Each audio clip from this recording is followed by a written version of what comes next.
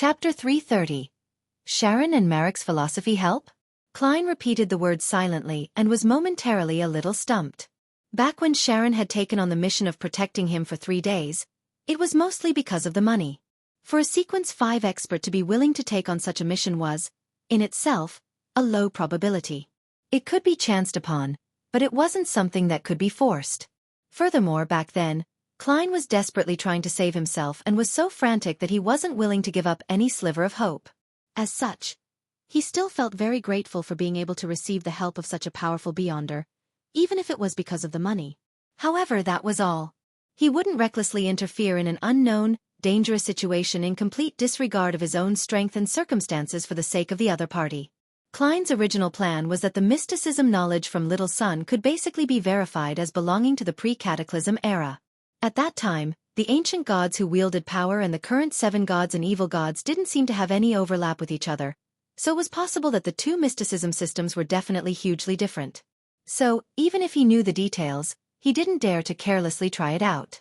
He had to receive indirect verification in order to know which ones could still be used and which ones didn't have any effect. It was just like the sacrificial ritual from before.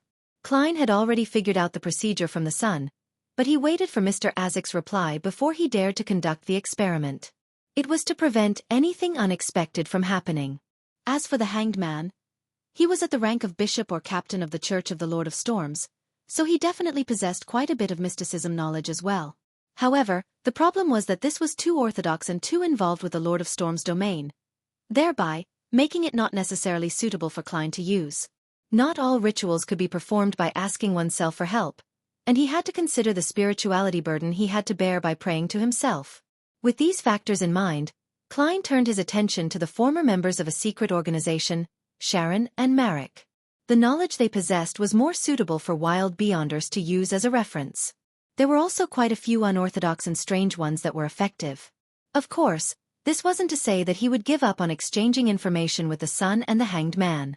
By having knowledge from ancient times, orthodox knowledge, and secret and unorthodox knowledge, it would result in him being more all-round, giving him a deeper understanding of mysticism. And that was exactly what Klein wanted. He had never forgotten that his ultimate goal was to return to Earth, so the more mysticism knowledge he had, the better. The more comprehensive, the better. The deeper the knowledge was, the better it was. Of course, the premise of pursuing this goal is to get rid of Insanguil, and avenge myself and the captain. Klein looked at Sharon and Marek and said with the corners of his mouth curled up, "I need to know what kind of help you need from me before I can consider agreeing. I won't, nor is it possible for me to joke about my life." Sharon, who was wearing a small black hat, nodded slightly and acknowledged Klein's words. Marek, who was seated on the other side, leaned forward and put his fist to his mouth. "We originally belonged to a rather old and secretive organization." "That I can guess." Klein maintained a serious and stoic expression. That organization took shape at the beginning of the 5th epoch, after the storms of the Berserk Sea cut off the northern and southern continents, forming the southern continent Highlands Kingdom and Paz Kingdom. However, I'm only talking about it taking shape. This organization's origins can be traced back to before the 4th epoch, all the way before the cataclysm. The pale Marek continued describing. "That I know that too. The Rose School of Thought. Isn't it? It's traceable back to the time of the Mutant King." Klein wore an attentive look. Marek scratched his slightly messy hair and said, "This organization believes in an evil god, and they believe that magic is a science and art that changes according to one's will to change things. This requires the establishment of a religious ritual system, including law and order." Yes, before the invasion of the northern continent, they were an orthodox organization in the Paz Valley and the Star Highlands, alongside the Church of the God of Death. At the same time, they believed that their wills originated from various desires. Combined with beyonder powers, they were able to accomplish all sorts of unimaginable things. Because of these ideas, they retained an ancient and bloody tradition of primitive sacrifice, including the skinning of people and using the skulls of children as ritual objects, letting a large number of believers fervently release all sorts of desires. We couldn't accept the cruelty of such deeds, and we also felt that it was very problematic in the way that they handle their desires, so we looked for an opportunity to escape from that organization. Problematic in the way they handle their desires? Klein knew that the Rose School of Thought was famous for its bloody sacrifices, so he wasn't very curious about the former. The blonde and black-dressed Sharon replied in an ethereal voice. The way they do it is to indulge and burn. Our philosophy is to repress and show temperance. So that's how it is. Klein suddenly thought of the description of the prisoner sequence. The body was the cage of the heart, and the world was the cage of the body. Madness was bound, and desire was suppressed. If the Rose school of thought did grasp the mutant pathway of prisoner, Miss Sharon's and Marek's philosophy is clearly more suited to the needs of the acting method. Why couldn't the other members notice this? That's not right. He frowned slightly. Seeing his reaction, Marek thought he didn't understand and explained in a slightly hoarse voice. They were influenced by that evil god, and they believed that indulging in their desires would help to strengthen their own willpower.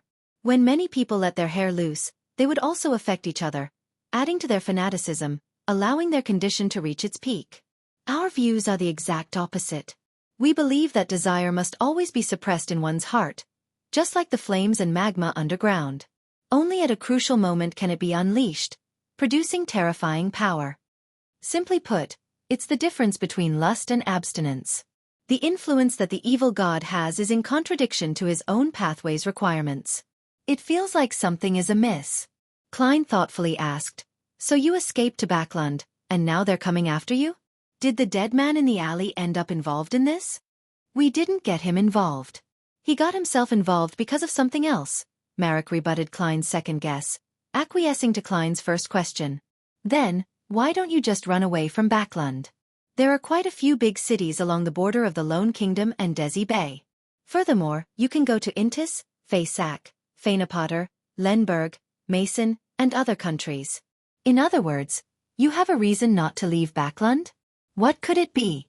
Klein thought for a moment and said, Okay, I've got the general gist of it. What kind of help do you need? My sequence isn't high, and I don't know any powerful Beyonders. There's no way I can go against that secret organization directly. After obtaining the potion formulas for sequence 7, 6, and 5 of the Seer pathway and killing Lenivus, Klein actually didn't have to stay in Backland. There was still a huge gap between him and his next target of vengeance, in Zangwill, who had sealed Artifact 0-08. There was no hope of success within a short period of time. He didn't even dare to approach it, so it wasn't impossible to leave Backland. At the very most, he would feel the pinch for wasting the rental fee that he had paid up front. The reason why Klein was still staying in this large city was because there were a lot of Beyonders here. There were also many resources and ingredients that appeared here. It made it one of the most convenient places to advance his sequence. It suited the revelation of his divination back then. When I become a faceless and am almost done digesting it, I'll have to head out to sea and look for a mermaid. This thought suddenly flashed through Klein's mind. Sharon replied calmly, Be our support. To kill a sequence 5 Beyonder, together. Klein was slightly surprised as he asked, With your strength, that organization only sent one sequence 5 Beyonder to hunt you down. Could it be that the common characteristic of a cult was to be brainless? He has a sealed artifact that greatly restrains me, Sharon answered calmly, her face pale but her expression delicate. The person in charge of this matter is indeed a high-sequence Beyonder. But he has been led elsewhere by the clues that we deliberately left behind, Marek added. It's not like we only have Backland as our only base. If we can kill the person in charge of the nearby burrows and take away that sealed artifact, we will immediately disguise ourselves and flee. After that, we will no longer be afraid of being hunted down normally. Klein tersely acknowledged. But why do you think I can help? I look so weak. And the target is a sequence 5 Beyonder with power and that strange sealed artifact. You're not just at sequence 9. You're also very special. Sharon looked at him silently with her blue eyes and said with certainty. Ha ha. Klein could only reply with a dry laugh. Sharon's ethereal voice sounded once again. Besides, you still have that eye. That eye? Are you referring to the all-black eye left behind by Nimblewright Master Rosago? Klein nodded slightly. But I can only use a small portion of it, and it can't produce too much of an effect since it was corrupted by the true creator. That's enough. Sharon was always so terse with her words. Marek added, The sequence 5 Beyonder we are dealing with has similar characteristics as Sharon. Only that eye of yours can help us find him. At that moment, Sharon spoke again. Marek will be the first bait. I'll be the second. As for you, you are the hunter responsible for solving the problem. I can't guarantee absolute safety. But you will definitely be safer than us. Sounds sincere enough, but I'll need to make sure through divination. Klein pondered for a few seconds and said, I want to understand the situation about the other person's characteristics and sealed artifact. Only then can I make a decision. Chapter 331. The accursed dressed in a black regal dress. Sharon pursed her bloodless lips and tilted her head to look at Marek, nodding slightly. Marek clasped his hands and said while concealing some of his madness, You know about the prisoner pathway, don't you? Yes, I've heard of it in the Beyonder circles, Klein answered frankly. Of course, these Beyonder circles refer to the Nighthawks and the Tarot Club. He sighed in his heart as he added. Marek seemed to recall something, and he was silent for nearly 20 seconds. Outside the window, he could hear the rhythmic sound of the carriage wheels rolling across the concrete pavement. He ruffled his messy brown hair and spoke with a slightly twisted expression on his face. Prisoners are those who are locked up in prisons, and that also corresponds to having their spirituality and desires constrained by reason, body, and the world. The Beyonders of this sequence have strong bodies and keen senses, often possessing both a staid appearance and a crazy heart within them. They possess many criminal techniques and are proficient in killing with whatever they can casually acquire. Their corresponding sequence 8 is lunatic.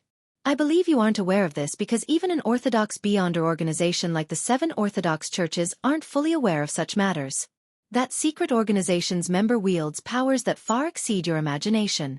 Those nearly twisted bastards are bound, be it their bodies or souls. It would be difficult to obtain any useful information by just relying on mediumship and divination. Sharon and I had also put up with this and waited for a very long time before we found a way to remove this binding and successfully escape. As all the Beyonders in this pathway are cursed and have crazy characteristics, we don't want to rely on the 7 major churches. We would lose all our freedom, without leaving anything behind. So that's the case.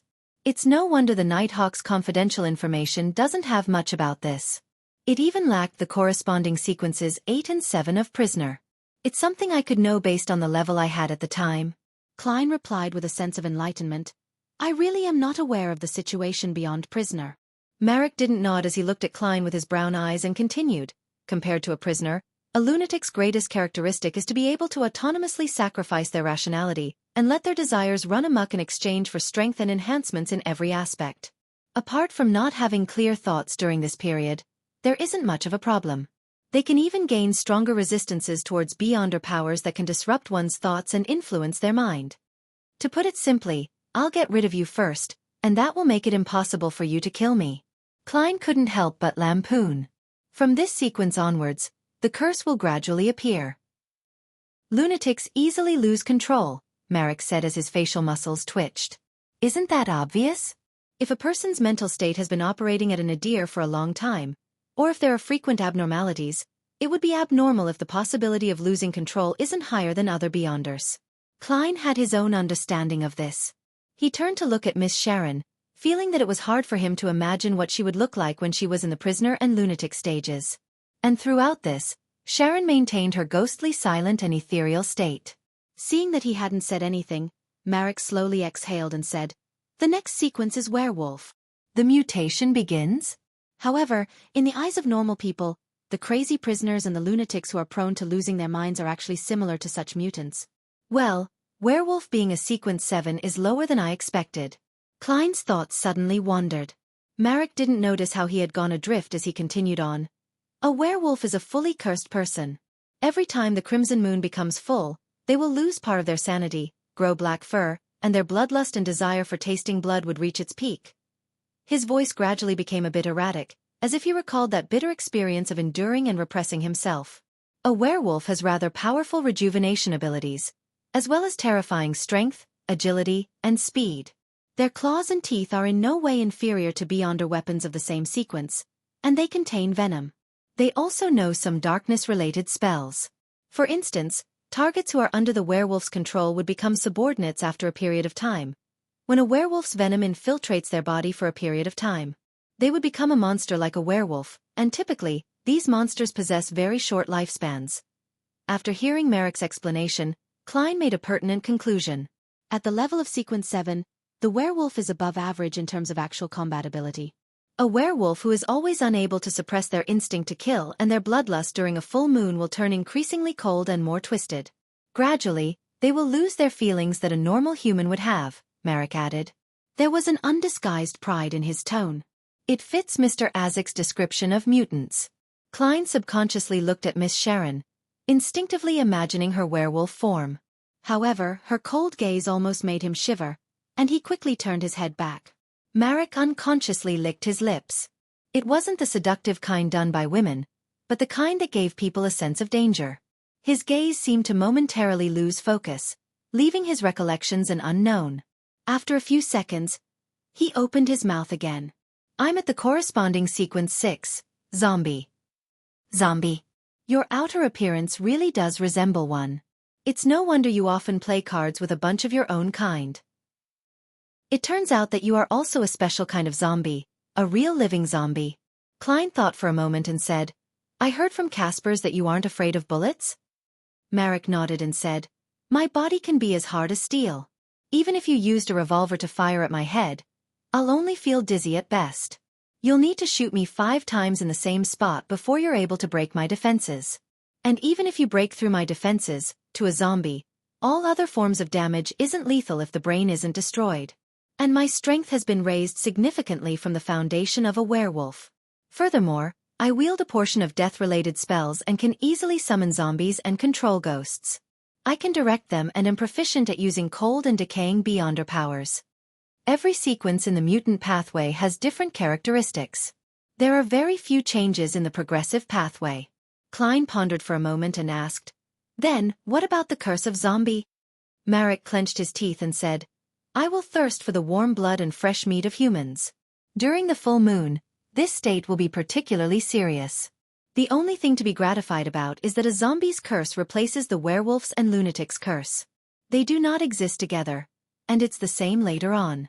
Every time the crimson moon is full, I will be in great pain. If I don't give up on self-control, I will be in so much pain that I will lose my ability to fight. And if I indulge myself, I will also become less and less like a human, and the risk of losing control is very high.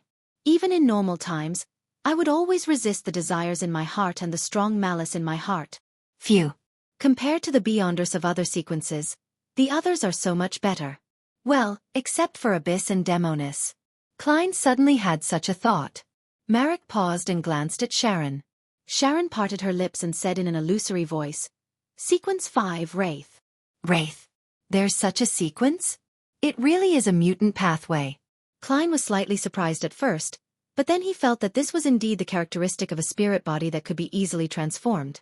Having received the prompt, Merrick added, after becoming a wraith, one can turn one's body into a real wraith and obtain the corresponding powers, such as moving through obstacles, hiding in mirrors, and directly attacking the soul of the enemy.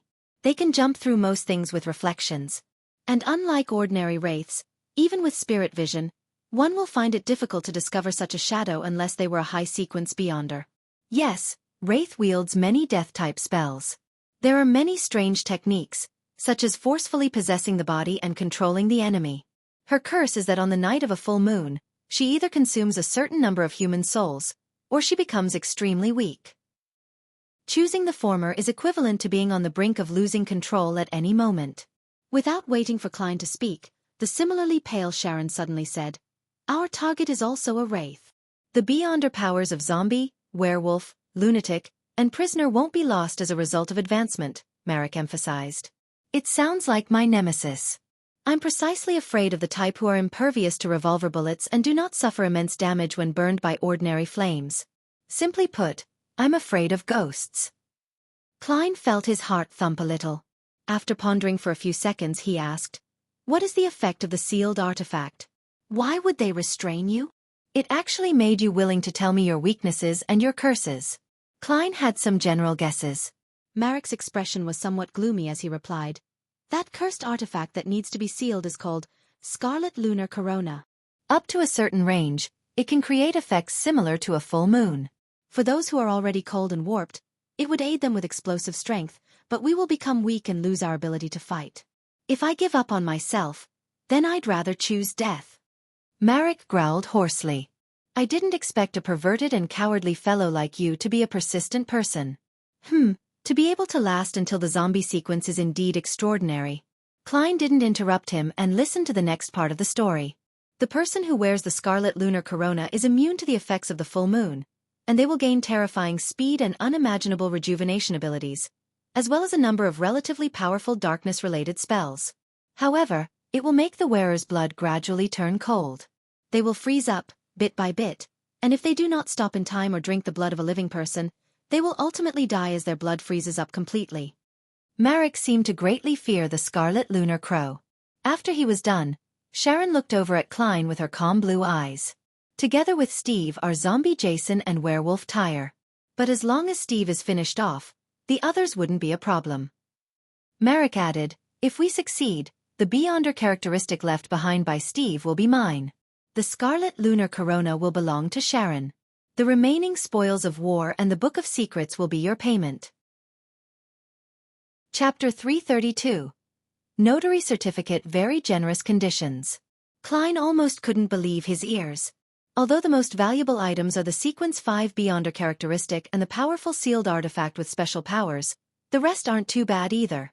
It's impossible for a Sequence 5 powerhouse to only have sealed artifacts provided by the organization, and if any one of the Sequence 6 zombie and Sequence 7 werewolf is retained, it will be a bountiful harvest. Klein leaned back and pretended to think, to suppress the sudden greed in his heart. Your conditions are indeed satisfying, he replied and immediately returned with a question. Who is Shaman King Klaman? What kind of information is recorded in his Book of Secrets? Marek rubbed his temples and said, the Shaman King can both refer to a high sequence job and also represent an outstanding person who controls powers in the domains of darkness, the moon, and the strange, one who surpasses his peers. Klarman is the latter, and also the former.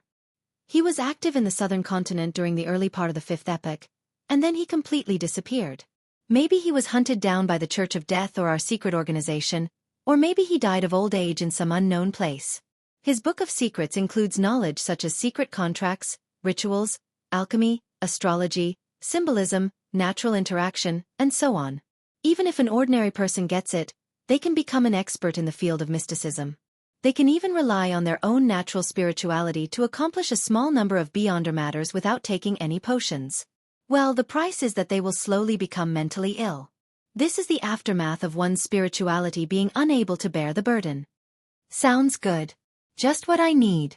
However, this mission is not only difficult in itself, but there's also a certain amount of subsequent trouble. I'm dealing with a secret organization with a history of over 1,000 years. Klein was silent for a few seconds, but he still chose to follow his heart. I wish to have some time to think it over. This is a very serious and dangerous matter. I can't be impulsive. I will give you my answer tomorrow morning at 9 o'clock. Come to my house. You know the address. He looked at Sharon while finishing the sentence. He suddenly felt nervous when he finished it. They had revealed so much important secret information, even problems that plagued them. If he didn't agree on the spot, would he be silenced? Or would they follow me until I make up my mind? Then, how can I go above the gray fog to make the divination? Sharon, who was wearing a black regal dress, looked at Klein quietly. There was no anger, doubt, or emotion in her blue eyes. She suddenly pulled out a folded piece of paper from a concealed pocket and unfolded it into a rectangle. The paper was orange-yellow, with many symbols, including those representing the sun. These symbols and labels drew out an empty zone, one which gave off a very warm and stable feeling. As soon as he saw the piece of paper, Klein remembered what it was and relieved his uptight heart. This was also from Numblewright Master Rosago. This was the notary certificate. Back when they were distributing the spoils of war, Sharon had taken this mystical item. The pale, delicate Sharon handed the notary certificate to Klein and said in a refined voice, "Press your hand here. Promise not to divulge what you just heard." Phew. Klein exhaled and nodded seriously. All right. According to the prompt, he took the notary certificate and pressed his palm against the blank area. Then, after some deliberation, he opened his mouth and said, "I promise I won't tell anyone what I just learned from Miss Sharon and Mr. Marek." As he said each word, the symbols and magical labels around the notary certificate lit up, one by one, giving off a warm and bright glow.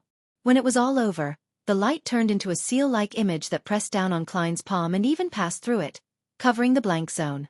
A warm current passed through him, and Klein felt a subtle but invisible connection between himself and the notary certificate. Back then, the ability mimicked by old Mr. Eye of Wisdom really does belong to a notary. He suddenly thought of something from before. I'm done. Klein returned the notary certificate. Sharon calmly nodded her head and didn't say anything else. Her indifferent figure quickly disappeared from the carriage. Marek, still suppressing the malice in his eyes, tapped the carriage's wall with his finger. The carriage slowly stopped, and the door of the carriage opened. They're using zombies to drive the carriage and shadows to act as attendants. It really is Marek's style. After activating his spirit vision, Klein took off his cap in enlightenment, pressed it to his chest, bowed slightly, and got off the carriage. It was a quiet street, one where several of the street lamps were broken, but no one had fixed them. Klein first went to his one-room apartment in East Borough before returning to 15 Minsk Street and pretended to make 2 divinations in the living room. The first time was whether or not he should accept this commission. The second time was whether or not it was dangerous, and how dangerous it was. As for the answer to the divination, he didn't pay close attention to it, because wraiths of the mutant pathway could transform into spirit bodies, allowing them to directly interact with the spirit world to obtain information. In other words, they naturally possessed the power of divination and anti-divination, so regardless of whether it was Sharon or the target Steve, the revelation that Klein received was either wrong or deviated. After he finished his divination, he read the newspapers and books, as he usually did. He practiced his Beyonder powers in the activity room, then he washed up and went to sleep. There was nothing abnormal about it. At 4:10 in the morning, Klein suddenly woke up and jumped out of bed. He found a candle, built a wall of spirituality, and quietly began the ritual of summoning himself. Then, he took 4 steps counterclockwise and went above the gray fog, but he was in no hurry to respond to the prayer. Sitting in the high-back chair belonging to the Fool, Klein focused on the surface of the long bronze table. He saw the all-black eye, Azek's copper whistle, the dark emperor card, and the dark majestic figure of Roselle holding a scepter. The corner of his mouth twitched, and Klein stretched out his right hand to turn the card of blasphemy upside down. What I can't see can't hurt me. After conjuring a pen and paper, he took off his topaz pendulum and repeated his first 2 divinations. The result of the first divination rotated clockwise at an adequate frequency. That was to say that the commission should be accepted, but it also wasn't necessary. The result of the second divination was the counterclockwise rotation of the topaz pendulum, but it spun with great amplitude and frequency. Klein's interpretation was that there was danger, quite considerable danger, but it wasn't life-threatening yet as long as it was properly dealt with. Phew. After remaining silent for a few seconds, Klein remembered a hunch from before. Perhaps, every magician needs to perform. Otherwise, the name of the potion would be Mage, not Magician. The key to never perform unprepared is to be prepared, as well as to perform. And this may not just be in combat. The 2 assumptions of diverting the enemy's attention and getting the applause of the audience is predicated on there being a performance. As long as I can find the appropriate solution, disguise myself well, and deal with it perfectly, it will be hard for the Rose School of Thought to find me. Many thoughts flashed through Klein's mind. Combined with the revelation he had just received from the divination, he quickly came to a decision. Leaning back against the Fool's high-back chair, he raised his head to look at the towering ancient palace and the boundless gray fog and revealed a slight smile. Then, let's have a grand performance. With that, he took the all-black eye and Azek's copper whistle and responded to his own prayers. The next morning was a Thursday morning. Klein, who had bought the ingredients early, prepared homemade Faina Potter noodles, which was closer to the noodles mixed with meat sauce. He went to the door to take out today's newspaper from the mailbox. As he ate, he found a notice of a Beyonder gathering in the Backland Morning Post. As expected, once the tense situation is resolved, the gatherings begin. Klein smiled and said to himself. At 9 o'clock, he took out his golden pocket watch, opened it, and took a look. Then he faced the empty living room and said to the oriel window, I'm willing to provide help. The conditions are exactly as you said. But that's only if you give me a few more days. He paused for a moment before replying with a smile. I need to make some preparations. Other than Klein, there was no one else in the living room, but suddenly, an illusionary voice rang out. Okay. After you've finished preparing, you can pay the bar a visit. In Viscount Glaint's study, Audrey was sitting in a chair, helping Susie straighten the fur on the back of her head. She said to Furs and Zio, who were sitting quietly beside her while sipping their wine, "Why were you in such a hurry to bring me here?" Although this was the first time she had seen Furs and Zio since the incident with Lenivis, she had already paid them through Susie. Well, after joining us at the Tarot Club, Furs seems to remain unchanged. She's still languid and fond of being snide with Zio, but there are some things about her that are completely different. She used to be dispirited, depressed, and she seemed to hold little hope for the future, but now, that aspect has completely disappeared. Audrey, the telepathist, smiled faintly and observed the state of Miss Magician with a calm heart. After downing the rest of the red wine, Furs said, "It is indeed Ormer, the most famous red wine. It's much better than the ones I've drunk before. The level is very clear and each level has a different feeling." She put down her wine cup and said, "The gathering that might have the spectator and clues to the psychology alchemists will be held this afternoon." "Is that so? Why the rush?" Audrey asked, puzzled. Furs explained with a smile, "Because the serial killer has wasted too much of everyone's time. Moreover, that's the outskirts of North Borough. It's during the afternoon when the Nighthawks are most relaxed." "Okay." Audrey nodded lightly and didn't ask any further. At the same time, her gaze swept across the room, and she sighed silently. Compared to the past, Zio is a lot quieter compared to the present Furs. At that moment, Viscount Glaint chuckled and said, "Audrey, I will go with you." "Why?" Audrey asked despite knowing the answer. Glaint cleared his throat and said, "It's because I've already obtained the apothecary formula. All I need to do is trade for some ingredients. My vault doesn't have the 2 corresponding ingredients." "Oh, Furs sold it to me. £300. She guarantees that it's authentic." £300. I remember that you bought it from Mr. World for only £230. Audrey couldn't help but glance at Furs. Chapter 333. The tracker in the suburbs of North Borough, in a soon-to-be-abandoned 3-story medical school building. Even at 3 o'clock in the afternoon, the fog in the clouds had already darkened the whole of Backland, as if a storm was approaching. Along the dilapidated corridor, the gloomy light shone in diagonally, penetrating the windows and causing everything to appear silent and scarred.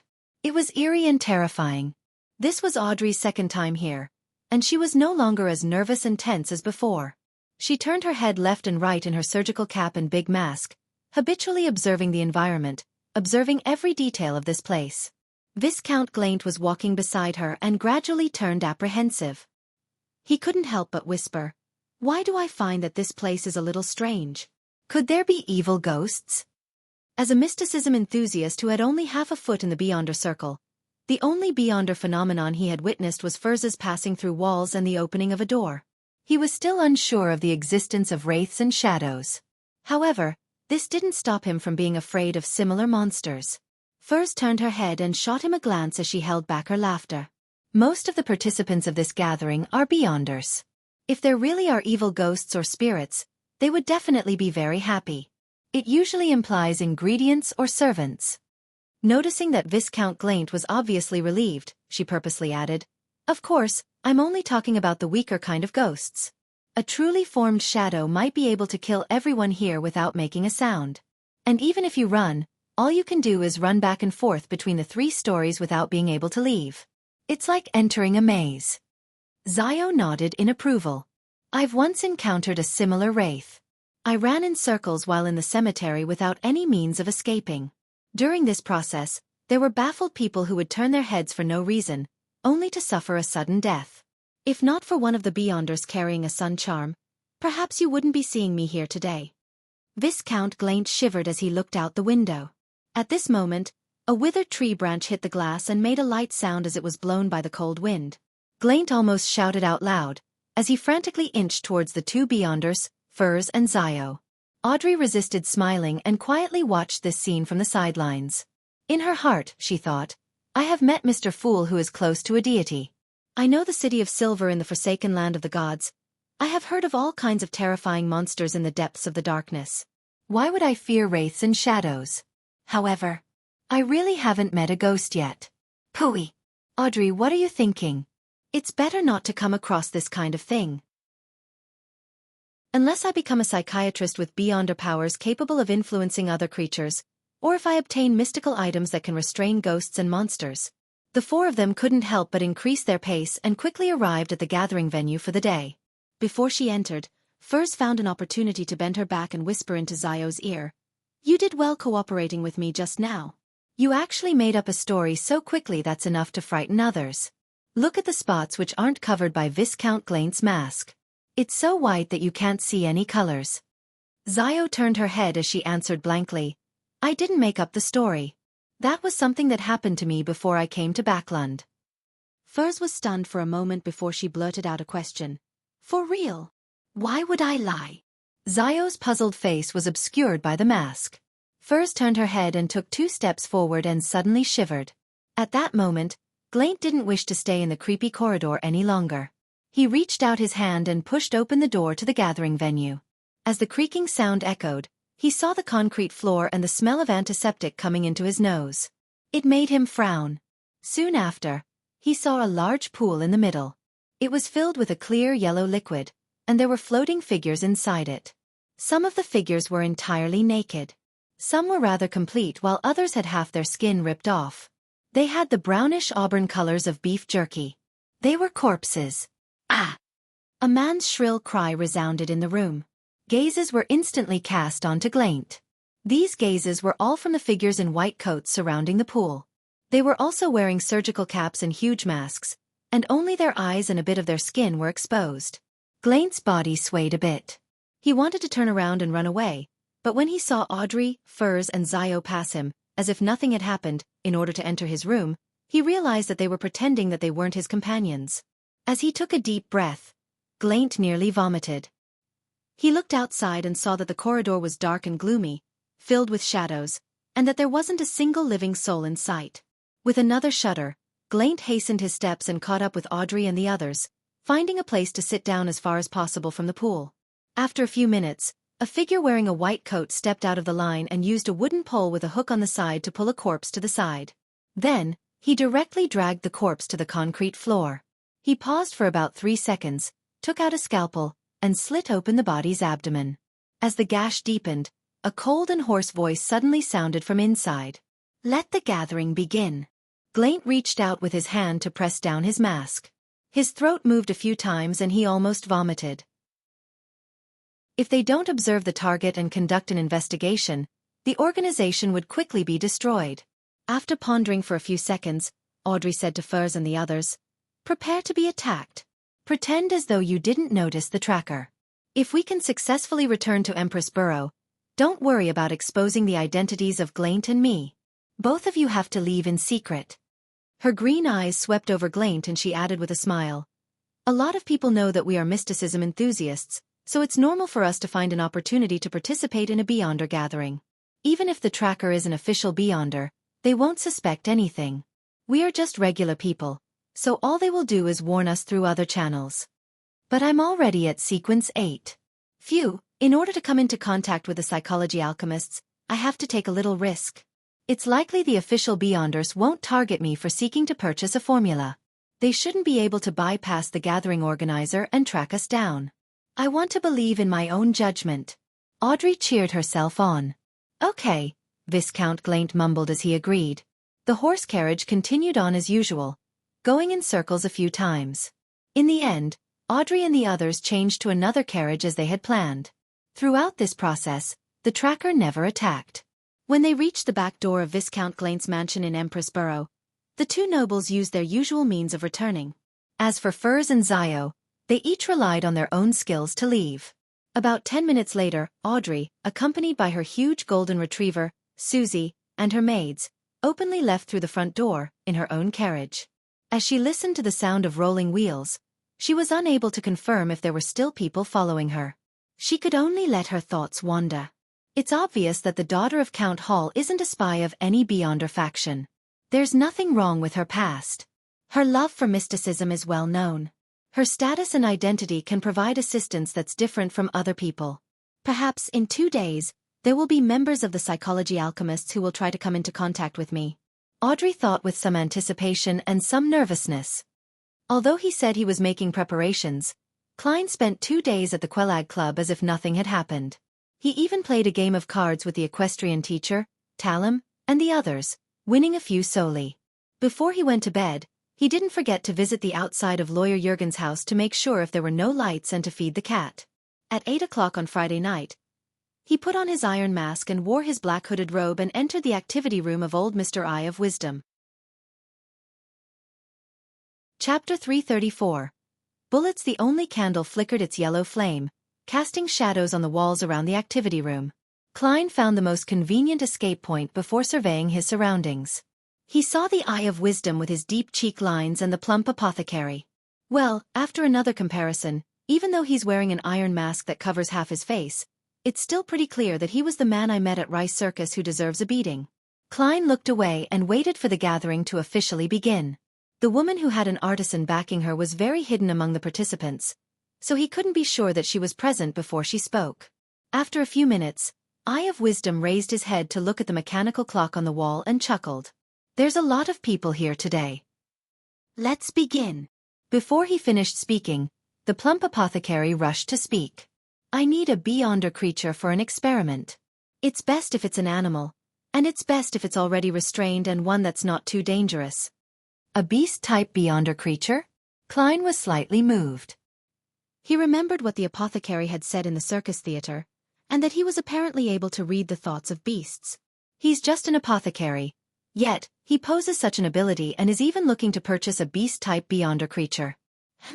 After I sold him the Spring of Elves marrow crystal, he should have gathered the ingredients and advanced to the next sequence. In other words, the sequence after apothecary has something to do directing wild beasts? Klein made a deduction based on the information he knew. At this moment, someone responded to the apothecary with a sneer. Who would keep a beyonder creature by their side? It's dangerous and easily discovered. Wouldn't it be easier and more concealed to kill them to obtain its beyonder ingredients? The apothecary was a person who refused to lose in a spar of words, so he immediately sneered. What a foolish thought. You can't guarantee that the beyonder ingredient on a beyonder creature is exactly what you need and that you can definitely sell it. You might as well tame it and direct it to be your helper, increasing your strength several-fold. As he spoke, his voice gradually grew softer.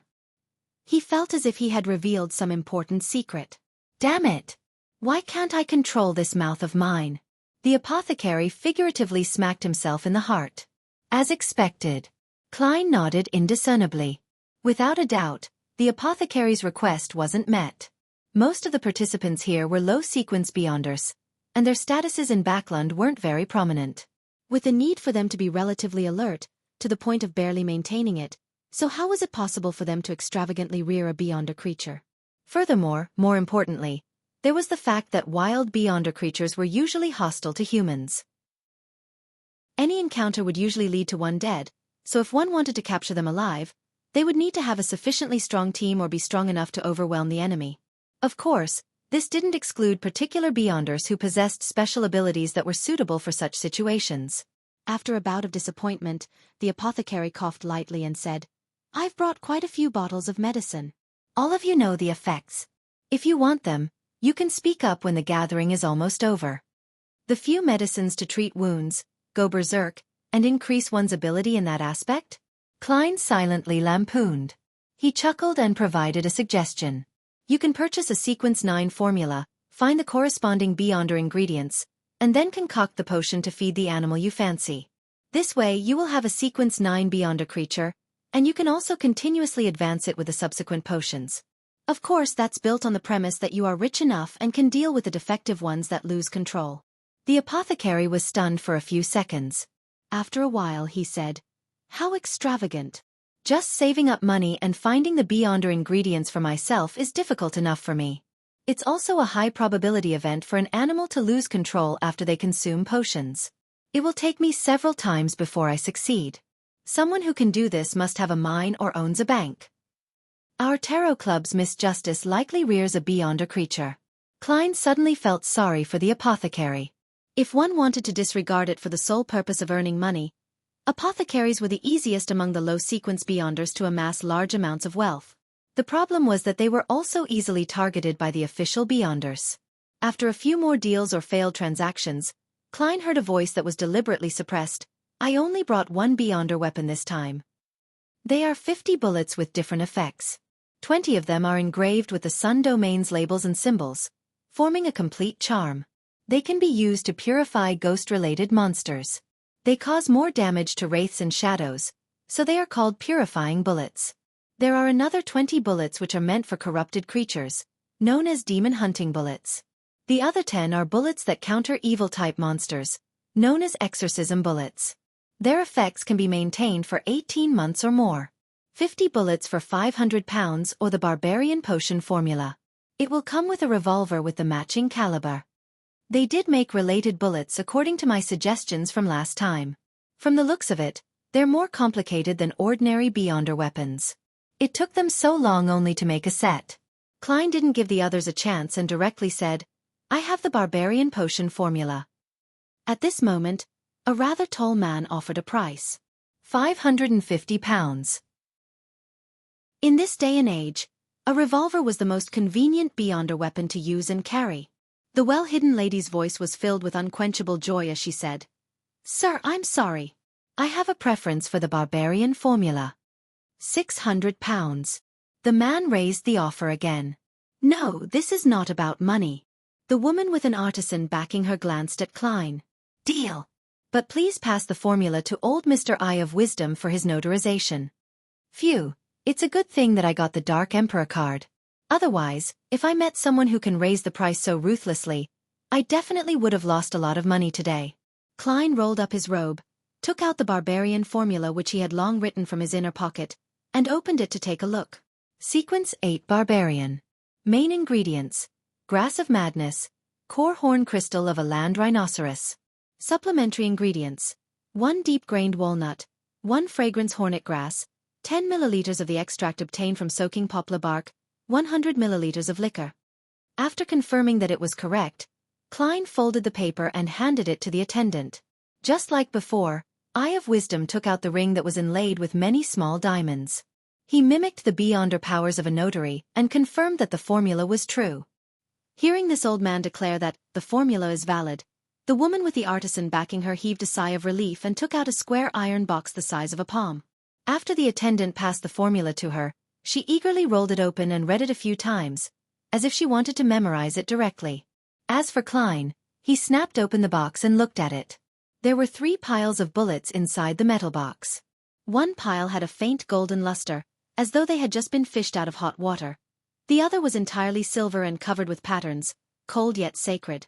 The pile with the fewest bullets suffused a golden sheen amidst the brass color. He could vaguely see several labels and symbols engraved on it. Yes, it's authentic. Klein had the ability to appraise the bullets in the field of mysticism. He snapped the lid shut and stored the item in the pocket under his robe. As for the free revolver, it was nothing special. The body of the gun was a deeper brass color, and the handle was made out of walnut wood. Since his underarm holster had also been lost back when he encountered the police inspection, Klein had to attach the revolver to his waist and cover it with his clothes. After finishing the transaction, he looked around the activity room and deliberately raised his voice. I need strong purifying items like Sun Holy Water and Sun Sacred Emblem. I can buy it in gold, or I can use formulas as a barter, like the sequence after Barbarian Briber. Of course, if there are any questions regarding the mysticism and the Beyonder world that requires answering, I can also give it a try, but I can't guarantee that I can answer it. As the apothecary listened, he widened his eyes. He had a feeling that this was that lucky lad. However, he had just become a Beyonder not long ago, so how could he have obtained so many valuable things? The more he thought about it, the more he gnashed his teeth, feeling as if he had made the wrong choice back then. Luck was the most important thing. The woman who had bought the Barbarian formula couldn't control herself and almost said in her original voice, I don't have anything you need, but I can pay you in cash. £800. Klein swallowed the word deal that he nearly said. He thought for a moment before chuckling. I'm only accepting bartering for the time being. I will most likely be back for the next gathering. You can seek out the relevant items in advance. For the time being. The lady ruminated over the word and nodded slowly. All right. After that, no one else said anything, and Klein's needs were also not met. In Backland, in the Lone Kingdom, the worshippers of the eternal blazing sun could be considered heretics, so few of such items circulated beyond official channels. Klein was slightly disappointed. But he wasn't too concerned. He had an alternative plan. He clearly remembered that Miss Zio had once sought out a beyonder believer of the eternal blazing sun for purification. And the lady who craved the briber formula would definitely be actively looking for his desired items. Klein stopped talking and listened to the subsequent exchanges. When the gathering was coming to an end, an average-built participant with no special characteristics pinched the iron mask on his face and said with a deep baritone voice, "I need an adult black widow spider silk gland." An adult black widow spider silk gland? Sounds familiar. I seem to have heard of it somewhere. Klein frowned slightly. Without using divination, he tried hard to recall where. Suddenly, he remembered the source of the familiar feeling. It was one of the main ingredients for the demoness of pleasure. Chapter 335. Exploring Verdi Street, Pleasure, was Sequence 6 of the Demoness Pathway. Klein had obtained its complete formula back when he channeled Madame Sharon's spirit. Although it was usually difficult to recall the exact details, and he had to rely on the help of dream divination to recall the memory, just hearing the main ingredient was enough to give him a sense of familiarity and make him form connections. He couldn't help but glance over at the buyer, confirming that he was male in terms of skin color, figure, voice, and unmasked facial features. The sequence prior to Demoness of Pleasure is witch. Regardless of their gender, as long as they pass that, they would all become women. This person clearly isn't one. He hasn't become a witch yet, so why is he purchasing the main ingredient of a Demoness of Pleasure? Could he be helping someone buy it? Is he the ally of some witch or a loyal subordinate? However, as a rather ancient secret organization, the Demoness sect shouldn't be lacking in the corresponding ingredients. With their natural disposition, it would be normal for them to use the beyonder characteristics left behind by former members to concoct the potions. Did the witch behind the buyer lose her connection with the organization? With these thoughts, Klein had the impulse to follow him. However, after careful consideration, he gave up on this idea. Ignoring the question on how he could bypass the precautionary measures of Eye of Wisdom and lock onto the other party's tracks, just the fact that the other party's situation was unknown, and with him not having the time to perform a divination, it was enough for him to choose to follow his heart's wishes. What if there isn't only one witch, but a beyonder who's much stronger? Moreover, it's a good thing for witches to advance to Demoness of Pleasure. The former would cause calamities and harm many innocent people, but once they advance to the latter, their goal would be focused on pleasure. In simple terms, society would be less dangerous. Klein mumbled. An adult black widow spider silk gland was already considered to be relatively expensive and a rare beyonder ingredient. It was just like the thousand-faced hunter's mutated pituitary gland, and the characteristic of a human-skinned shadow which Klein needed in order to ascend to Sequence 6. It was almost equivalent to the cost of half a house in the capital, so the buyer didn't receive a satisfactory response. To be precise, no one responded. The atmosphere of the gathering fell silent until the plump apothecary started selling the medicine he brought. After the previous trials, he received quite a few repeat customers. In less than 3 minutes, he had sold all the goods he could sell and collected more than £50 in cash. As Eye of Wisdom announced the end of the gathering, each participant left through different passages in a different order and at different intervals. Klein was in the middle, and after he reached a secluded street, he took off his disguise and immediately set off for East Borough, arriving at Black Palm Street on that cold and foul-smelling night. On the way, he had purchased an armpit holster. He entering his rented one-bedroom apartment. Without taking a break, he took out his revolver and opened the metal box containing the beyonder bullets. He then took out 2 purifying bullets, 2 demon hunting bullets, and 1 exorcism bullet. Then, he loaded them one by one into the chamber. Taking a pose, he tested the feeling and whether he could fire normally. Klein inserted the revolver into his armpit and busied himself with other preparations. For example, he checked to see if there was anything unusual about the all-black eye in the iron cigarette case. He also placed Azek's copper whistle in the metal box containing the bullets, and with the help of Holy Night powder, he created a sealed wall of spirituality that stuck to the surface of the box, completing the shielding of the ancient, delicate copper whistle. After confirming the shapes and positions of the 3 charms, Klein headed above the gray fog for divination. Then, he put on his cap and went out again. His target was 32 Verdi Street, which was south of the bridge. It was where the thief had found the master key. There might be clues to the apprentice formula or clues to related items there. It was somewhere that Klein had long wanted to explore, but he suspected that the man who died a tragic death had turned into a wraith-like creature. He didn't dare to take action until he bought purifying bullets. A magician never performs unprepared. Before the steam subway, the most economical mode of transport, had stopped running, Klein arrived south of the bridge before transferring to a public carriage and arrived near Verdi Street. It was already late at night, and a chilling drizzle filled Backlund. There were barely any pedestrians on the street, and the light from the gas lamps was blurred by the liquid on the glass, making everything seem dreamlike. Klein circled the area and observed Unit 32's situation. He walked to its side, climbed to the second floor, and easily entered the target's interior from the balcony door, which clearly couldn't be closed by the thief from before.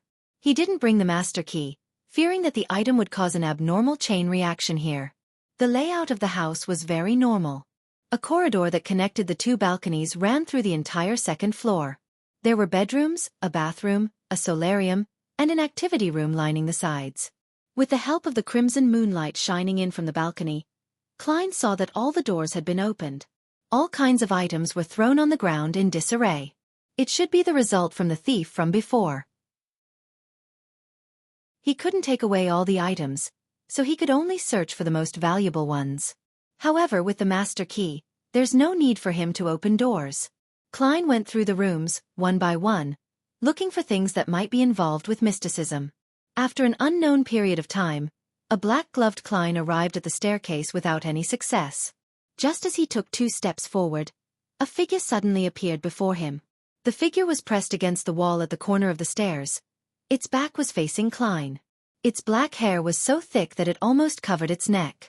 Klein, who had long activated his spirit vision, didn't even have time to observe, for the figure suddenly moved. His neck creaked as he turned his head while his back remained facing the second floor. Amidst the hazy, weak and illusory crimson illumination, the figure's eyes were bulging out of their sockets, filled with fear. Thud! Thud! The 2 eyeballs hit the ground. Bang! The figure's head fell off its neck and hit the wooden staircase. He's long dead. He's without any spirituality glow.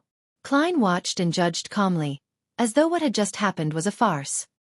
He guessed from the details of the man's old black clothes and the number of rooms open on the second floor, and he decided that this was another burglar, one who had visited the house after the previous one. Unfortunately, he wasn't that lucky. Could it be that the master key was actually restraining the danger here, and when it was taken away, pandemonium was set loose? Klein drew his revolver, adjusted the chamber to the firing position, and cocked the revolver. He walked up the stairs to the corpse. He squatted down and examined it briefly, but he couldn't find anything other than the fact that his neck had been twisted. After pondering for a few seconds, Klein straightened his body and carefully went down the stairs. Even though he was standing on a wooden staircase, he didn't make any creaking sounds. 1 step, 2 steps, 3 steps. After walking down the flight of stairs, he reached the ground. In front of him was a corridor that connected the 2 sides. The crimson moonlight shone in, outlining the outline of the balcony. The doors on both sides of the corridor were wide open, revealing a messy scene of scattered items. There was no living room, dining room, or kitchen here. This is the second floor. Klein went down from the second floor, only to return to the second floor. Throughout the entire process, he didn't discover anything out of the ordinary. Klein didn't panic as he slowly turned around. Behind him, there was a staircase leading downwards.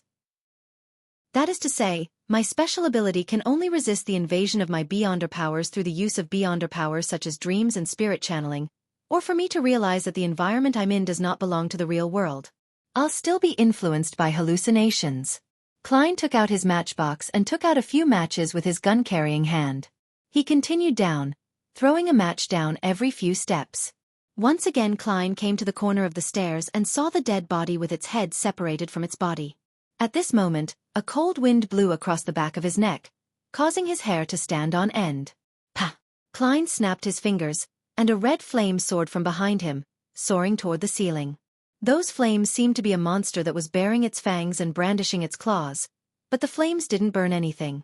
Klein was about to turn around and look with his spirit vision when his body suddenly froze, as if he had fallen into a lake frozen in winter. He couldn't help but tremble as his left hand was slowly reaching for his neck as he forcibly suppressed it. At that moment, Klein sighed softly. He forced his left hand into his pocket, removed the wall of spirituality, and opened the metal box containing the bullets. Next, he held Isaac's copper whistle, took it out, shook it, and threw it into the air above the stairs. In almost an instant, he felt the coldness and stiffness in his body disappear. In his spiritual perception, a sinister and cold mass leaped out like a dog fetching a ball as it pounced at Isaac's copper whistle. Klein smiled, raised his right hand, aimed at the copper whistle, and pulled the trigger. He softly said, "Bye-bye." Bang! The pale gold purifying bullet flew out and accurately hit that cold and indistinct object. A blood-curdling screech sounded out as the golden flames outlined a human silhouette in midair. Under the bright and warm light, all the coldness and evilness quickly disappeared. Clang! Isaac's copper whistle landed on the ground, bounced a few times, and rolled to the living room on the first floor. When Klein looked around, he saw that things were now significantly different. For example, the head of the corpse wasn't separated from its body. He had strangled himself with his own hands. Heh, it really is easy when you're prepared. Klein chuckled and went down the stairs again. He successfully reached the first floor and picked up Isaac's copper whistle. He then swung it twice to see if there were any other wraiths or shadows here. After confirming that there were no more problems, he decided to head straight to the basement. As he walked down the flight of stairs and went through the door, he saw the picture he had seen in his dream divination. He saw the brown notebook on the long table.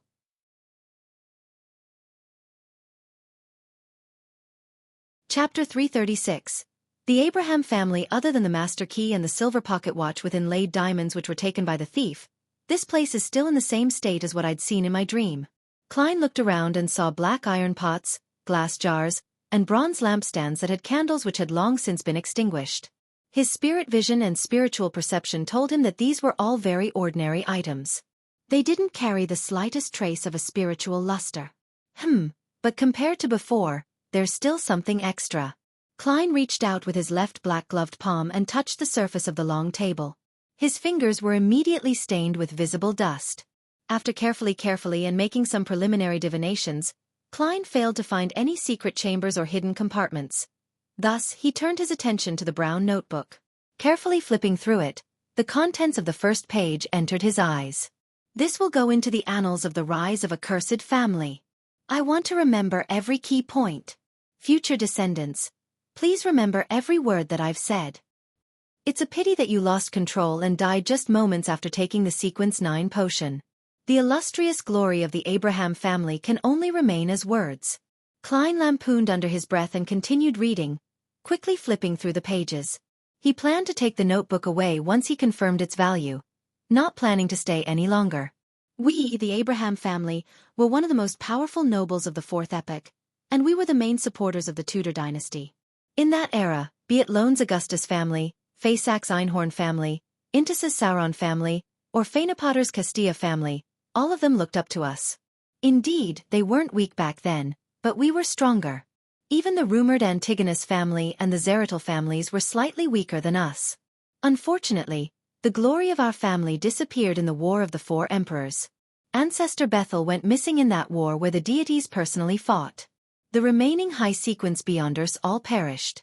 Ever since then, our Abraham family has been under a terrible curse. Generations after generations of ancestors have attempted to revive our family, but without exception, all of them went mad and lost control. Some of them did so just before becoming a high sequence Beyonder or at sequence 7 and 8. And every case of losing control brings about a disaster that is close to annihilating the family. The accursed forget the family name carved in their bloodlines and hurt the other members of the family without restraint. They were already monsters. For the continuation of the family, the Abraham family made a painful decision to no longer live together. Instead, it split up into small families that migrated to various parts of the northern continent. That way, even if someone lost control and started a massacre, their bloodline wouldn't be cut off because of this. My father was afraid of the curse, so he chose to remain as an ordinary person. If it wasn't for the fact that the bloodline's last name is still ever shining, he wouldn't even be willing to tell me these things. I want to record this down. I want to keep it on my mind. I want to remember the glory and the disaster of the Abraham family. Every Beyonder generation would eventually lose control without exception. The curse of the Abraham family is even more terrifying than that of the City of Silver. Wait a minute, they should all be from the apprentice pathway. Could it be that they heard that Mr. Door's plea for help? This isn't a cry for help. It's clearly a life-depriving curse. However, according to Miss Magician's description, it isn't because she became an apprentice that she had heard those illusory ravings during the full moon, but because of her use of the bracelet on her wrist. Afterwards, she couldn't escape the ravings regardless of whether she wore it or not. And what's the reason for those beyonders of the Abraham family? Perhaps the curse has nothing to do with Mr. Door? Well, the notebook mentioned that the ancestor of the Abraham family, Bethel Abraham, had disappeared in the War of the Four Emperors. Could he be Mr. Door? He was banished from the real world, lost in the darkness, and left trapped in a storm? There's a possibility that the easiest target to ask for help would naturally be descendants from the same bloodline who are of the same Beyonder pathway but of a relatively lower sequence. It's a pity that because all the powerful Beyonders had perished, his shouts only bring about a curse on the family that has lasted for more than 1,000 years, almost causing the whole Abraham family to disappear. Is this the reason why Mr. Door is so aware of the history of the Fourth Epoch and the details of the War of the Four Emperors? If my suspicions are true, I can only exclaim, the Abrahams really are an unfortunate family. I wonder if the things mentioned by the owner of the notebook were affected by the passage of time of over 1,000 years and the separation of the family, which might result in discrepancies. In the War of the Four Emperors, the deities actually personally participated in battle? Klein slightly frowned, and the speed at which he flipped the pages became faster and faster. Father, who chose to remain an ordinary person, ultimately succumbed to his disease. This dealt my mother a huge blow and she quickly departed with him. And that means I'm free. But what hurts me is that Father didn't tell me many things about Beyonders to prevent me from embarking down the cursed path. I have to come into contact with them myself and understand them. Thankfully, he didn't violate the orders of the Elder. He still handed me the potion formula of apprentice, trickmaster, and astrologer at his deathbed. I will repeat the 3 formulas to prevent myself from forgetting. Sequence 9. Apprentice. Sequence 8. Trickmaster. Sequence 7. Astrologer. After Klein saw that, he pricked his eyebrows slightly, feeling that the trip tonight had been worthwhile, and that he hadn't wasted the purifying bullet. Of course, he still had to go above the gray fog to confirm its authenticity. Astrologer. The apprentice pathway actually has a divination series job as well. In that case, one of my speculations from the past might be closer to the truth. The seer pathway and the apprentice pathway might be interchangeable at high sequences. Klein nodded slightly and continued to flip through the pages. Although he had already determined the value of the notes, he didn't want to leave the scene for the time being. If the last few pages of the notebook noted that something had been hidden somewhere, he would definitely have to come back again. Since that was the case, why go through so much trouble? As the pages turned, Klein roughly figured out the Beyonder history of this Abraham descendant. After his parents died, he began trying to touch base with the mysticism circles to gather information about the sequence potions and purchase the corresponding Beyonder ingredients. After 2 years of hard work, recording many still unconfirmed mysticism knowledge, he finally succeeded and concocted the apprentice potion. At the end of the notebook he wrote, "According to my knowledge of mysticism, the spirit world and the real world would overlap the most on the night of the full moon. That is the time when one's spirituality is at its best, and it is also the most suitable time to consume the potion and advance. I will become an apprentice by the next full moon. I need to get stronger, step by step, and reproduce the illustrious glory of the Abraham family. Once I reach sequence 7, I'll be able to contact the elders according to the regulations set by the family. I know the method of communication well, so this is a secret that cannot be recorded." Take a potion to advance yourself during the full moon? Klein was stunned for a moment. He couldn't help but tap his chest 4 times in a clockwise manner to draw the crimson moon. May the goddess forgive you for your ignorance. Klein vaguely understood why the man had lost control on the spot. According to his speculation, the curse that had plagued the Abraham family for more than 1,000 years was probably related to Mr. Door's call for help during the full moon. And that guy actually chose to consume the apprentice potion on the night of the full moon.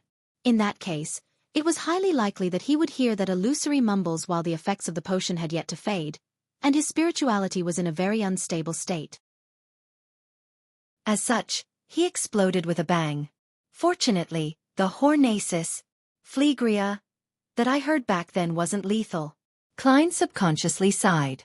Then, He thought of the oddity of the master key and vaguely came up with a hunch. The formation of the master key stems not only from the condensation of an apprentice's beyonder characteristic, but also from Mr. Door's illusory ravings. Thus, the occasional problem of causing the holder to be lost becomes rather dangerous. It often allows the holder to enter inappropriate situations. This can be considered a kind of curse.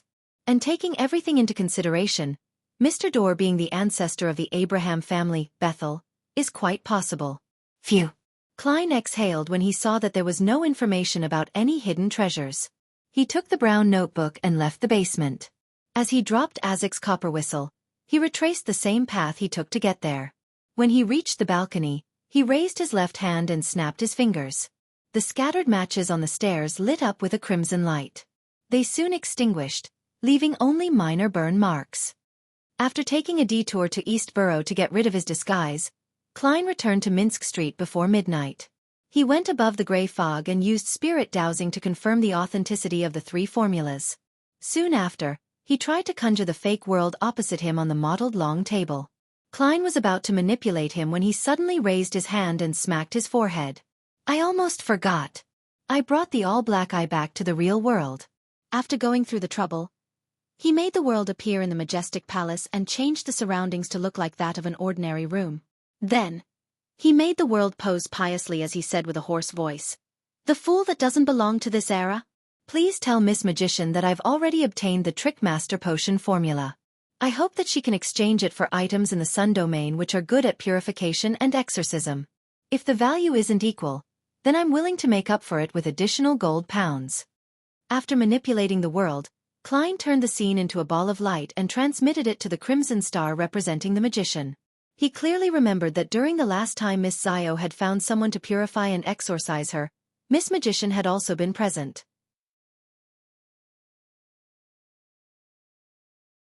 Chapter 337.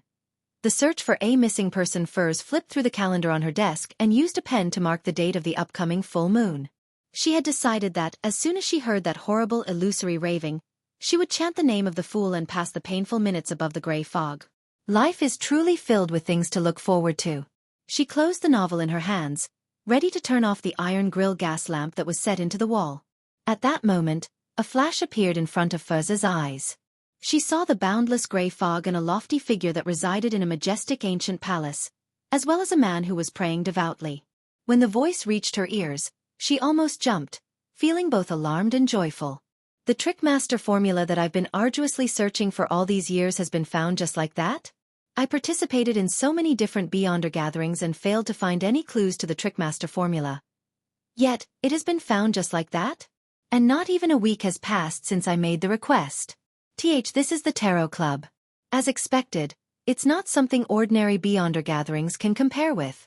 Furs sighed with emotion, and endured her excitement and joy as she cautiously responded, "Mr. Fool, is that formula authentic?"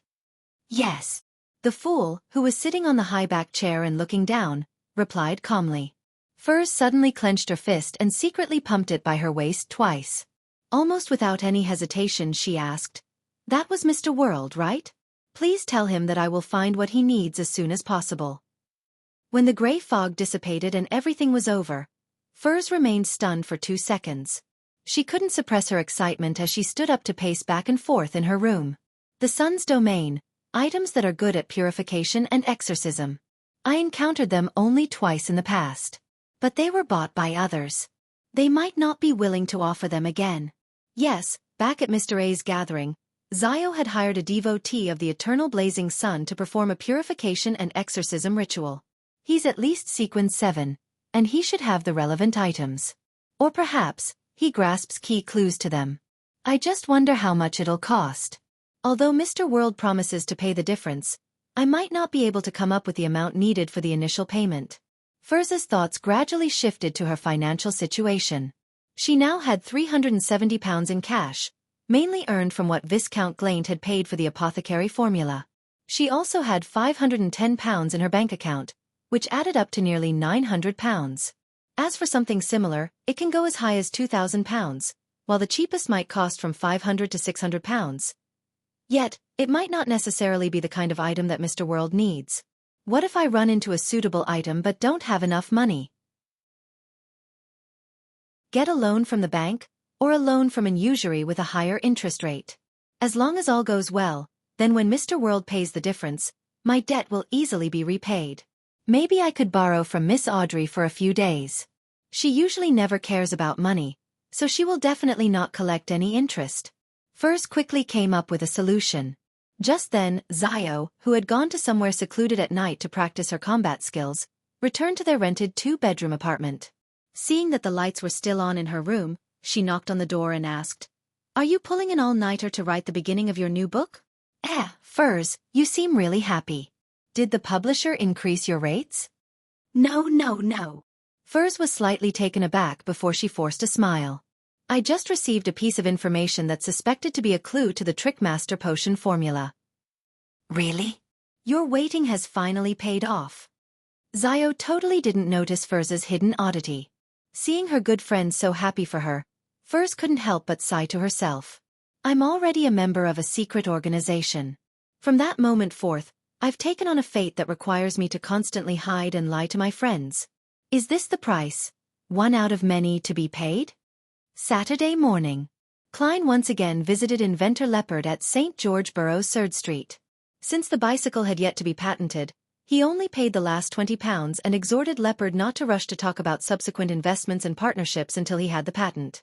With regards to this, Leopard was very agreeable. He had been tricked twice before for the same reason. Before getting a patent, once the potential investors who he had made contact with had fully understood his product, he was kicked aside to watch as the potential investor bribed the patent office and acquired the patent first. After leaving Leopard's place, Klein arrived at Isengard Stanton's place in Hillston Borough at the appointed time. It was a dark and gloomy house. Today was the day that the rewards for the serial murder were going to be dispersed. Walking through the living room and into the activity room, Klein saw the 2 detectives he was more familiar with, Kaslana and Stewart, and sat down next to the latter. "Sherlock, how much do you think we'll get this time?" "It should be no less than protecting Adel."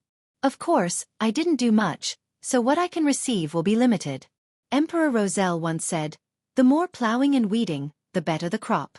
Stewart clenched his fist and held it to his bearded chin. Klein guessed with interest. The split might go as high as a few £100, and even the lowest wouldn't be less than £10. "And I'm the one that will get the higher end of the split." If Isengard Stanton's words were as credible as he had described, Klein added in his stud heart. At that moment, a white-shirt brown-vested Isengard, with white hair at his temples and a thinly contoured face, entered the activity room while carrying his signature pipe. As the fireplace burned, he sat down in a reclining chair and said with a smile, "Ladies and gentlemen, I just got back from the Backlund police station. They acknowledged our contribution, and they think we've been instrumental in cracking the case. Although we didn't participate in the subsequent capture, we can still obtain half the bounty. In other words, we'll split £1,000 in cash. This is considered quite a handsome bounty, even in Backlund. A single detective has to have 0 expenses, not eating or drinking, and even resorting to sleeping on the streets, for 4 or 5 years to amass this amount." The atmosphere in the living room immediately became relaxed. Everyone was filled with anticipation about the reward they would receive. Even Klein was no exception as he guessed the amount Isengard would give him. "It should be at least £100, right?" he whispered silently. Isengard took a puff on his pipe, narrowed his eyes and said in a satisfied tone, "Everyone, thank you for your trust in me. I will now do the splitting." The biggest contributor this time was Detective Sherlock Moriarty. The ideas and train of thoughts that he provided us had allowed us to find more clues and put us on the right track. He's a genuine expert at deduction.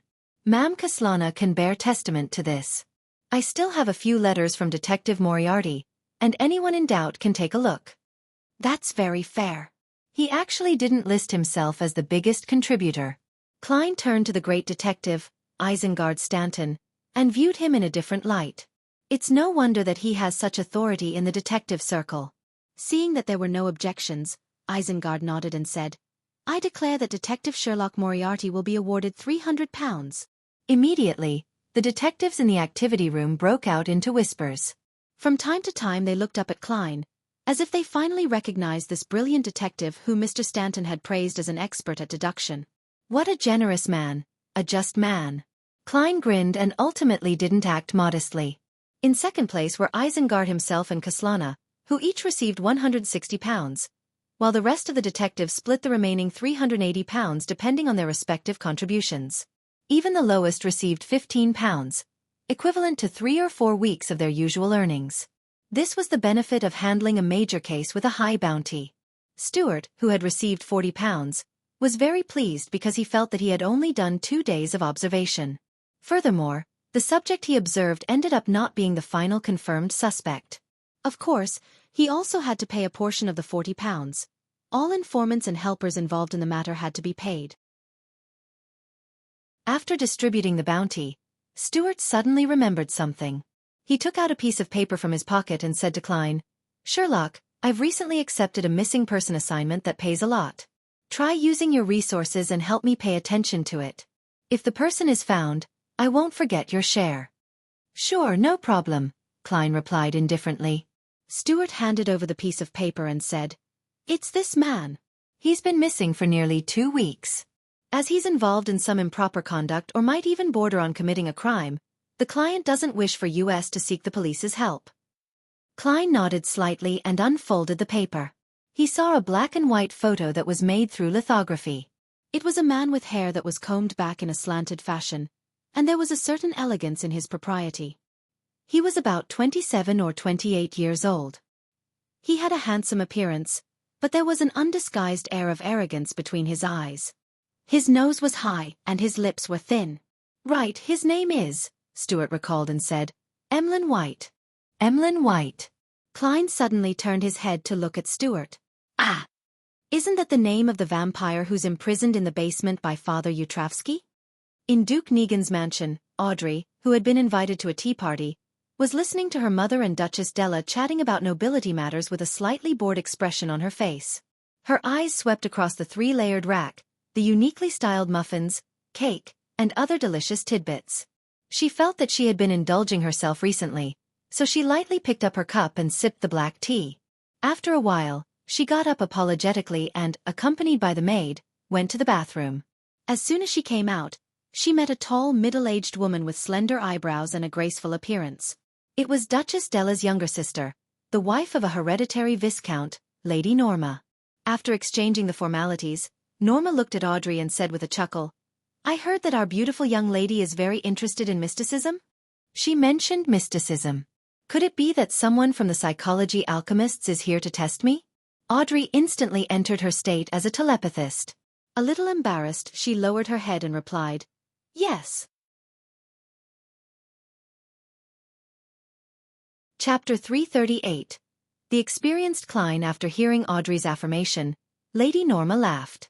"What an honest child. I happen to know some experts in mysticism who are very knowledgeable. Would you like to chat with them?" "Definitely. That's exactly what I want. Praise the lady."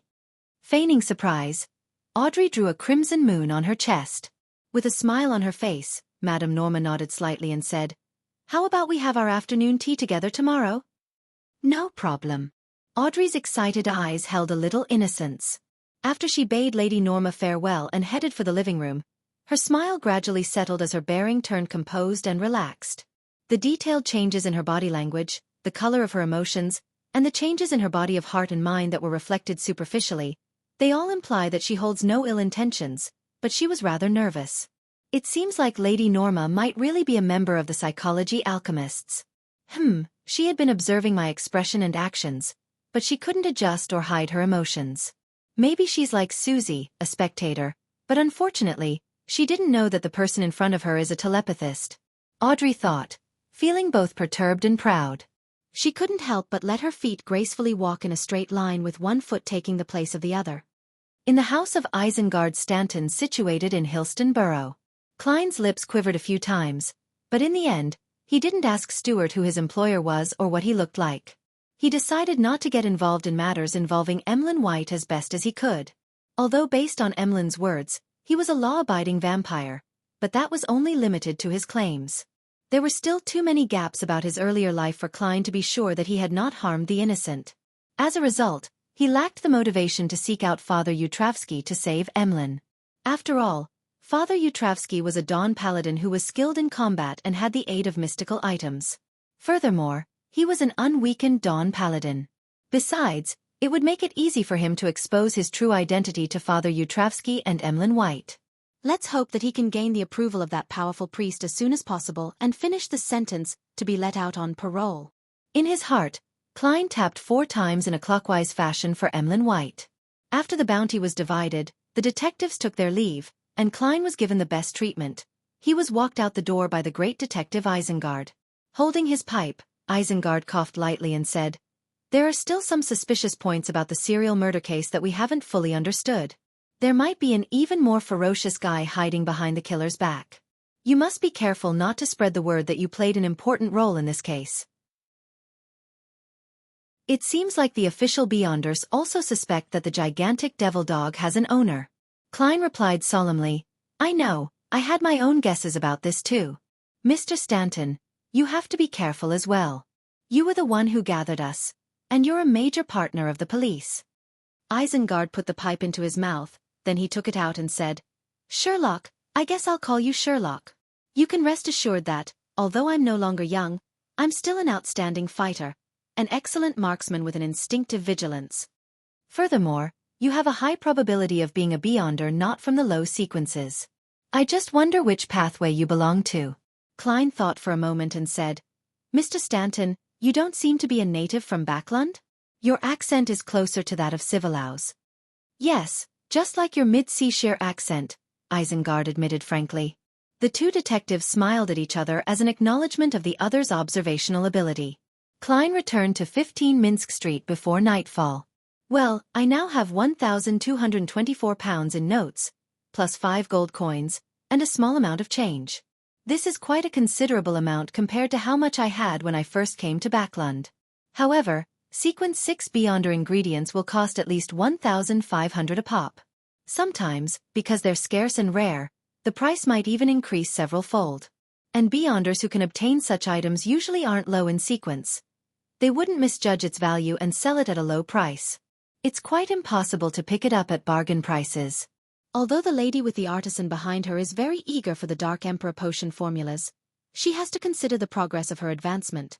For her to only be at Sequence 9, it's quite impossible for her to spend a large amount of money to buy the formulas up to Sequence 6 in advance, unless she's filthy rich. Well, you can't always be so exploitative. While in thought, Klein was in no hurry to prepare dinner. Instead, he went back to his bedroom, drew the curtains, and went above the grey fog. He had an idea that he needed to verify. Sitting in the fool's seat, he stretched out his hand and picked up the unadorned brass master key. Based on the notebook he read last night from an Abraham descendant, he guessed that the man had lost control on the spot because of his choice of advancing during the full moon.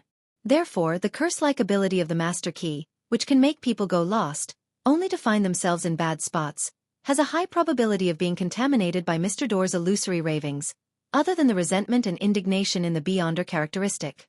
So what sort of changes will it undergo when the moon is full? Klein mumbled. Conjuring a pen and paper, he wrote the divination statement he had thought long in advance. What it manifests during the full moon. Holding the piece of paper in one hand and the master key in the other, Klein leaned back in his chair, gave a self-deprecating laugh and said, "I'm courting death again. But there shouldn't be too much danger this time. Mr. Door is far separated from the real world. He's lost in the depths of the darkness. Furthermore, I have the grey fog to shield me." In this case, the danger from divination was no different from direct divination. The experienced Klein half closed his eyes, and his pupils turning dark as he constantly chanted, "What it manifests during the full moon." After 7 times, Klein fell into a dream.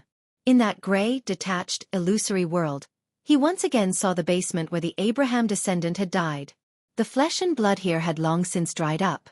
The silver pocket watch inlaid with diamonds and the ancient-looking master key had yet to be stolen. They were still lying on the ground. Suddenly, a sharp, hollow voice echoed in Klein's ears. It was like a thin needle stabbing into his head, extending inside, bit by bit, while it scraped as if it was going to completely peel off his scalp. This extreme pain caused Klein to wake up and sit up straight.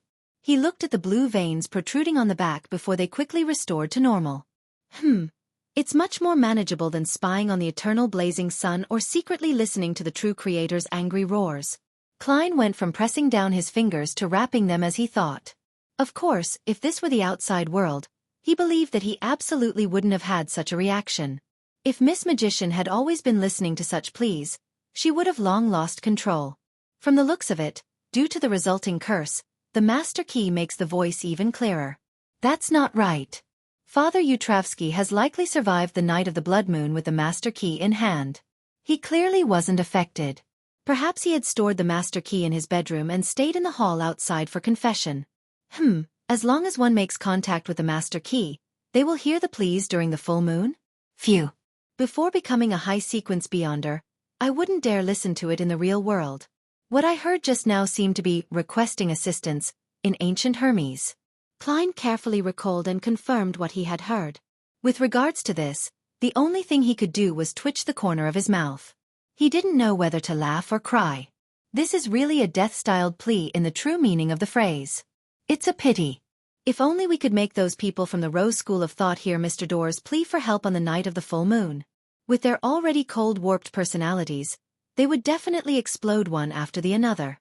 After carefully considering if there was any way to achieve this goal, Klein returned to the real world, and according to his plan, he enjoyed dinner, changed his clothes, and left the house. He made 2 transfers and arrived outside the Bravehearts bar. He only circled it once without ordering any alcohol before leaving. While doing so, he noticed that Casper's was back again. After walking a block, Klein specially got on a rental carriage and made the driver head to Cherwood Borough. An illusory figure appeared in front of him just as the horse moved forward. It was Miss Sharon, wearing a long black regal dress. "Are you done with your preparations?" Sharon asked coldly. The soft black cap on her head was firmly pressed against her light blonde hair. Coupled with her pale face, her exquisite facial features gave her the beauty of a doll. Klein answered frankly, "Not yet. I'm still waiting for an item." Sharon said with unperturbed blue eyes, "I've prepared a mystical item." "That's why you took the mission of being a 3-day bodyguard for £1,000? Back then, the item caught your eyes, but you lacked the money?" Klein smiled in enlightenment. "Don't be anxious. The more prepared we are, the greater the chance of success. Furthermore, I can usually use a mystical item from the Sun domain to make up for my shortcomings." Klein added in his heart. Seeing that Sharon had stopped talking, he said, "I came here today to get you guys to help me in an experiment." "What is it?" Sharon asked simply. Klein said with a serious and trustworthy expression, "According to Marek's description, I think your curses are different. During the full moon, he has to endure the crazy desire for bloodlust which makes him unable to fight. As for you, you would enter a weakened state if you do not absorb the souls of humans. Is that right?" Sharon listened quietly and nodded. "Yes. I don't have any solution to your problem at the moment, but I think it's still possible to suppress Marek's problem temporarily. For example, taking appropriate medicine and letting him be in a state where he doesn't have any emotions. That way, during that time, he won't be in pain, and he will be able to participate in the battle." Klein expressed his thoughts.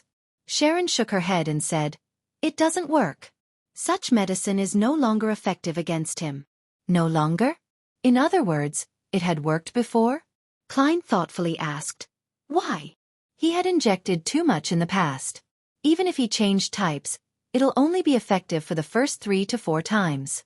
"We're unable to find any new types," Sharon said, suddenly turning silent, as though remembering something. Hearing her words, Klein immediately smiled. "I have a different kind of sedative here, from that apothecary." Seeing that Sharon didn't say that this sedative was ineffective, he clasped his hands and continued, "I'll give you one and let Marek try it during the full moon. It's going to be a full moon tomorrow night. If it's effective, let him drink 2 or even 3 in one go before the battle. As for whether he would develop a resistance to the same medicine in the future, that's not something that needs to be considered right now." Klein thought calmly.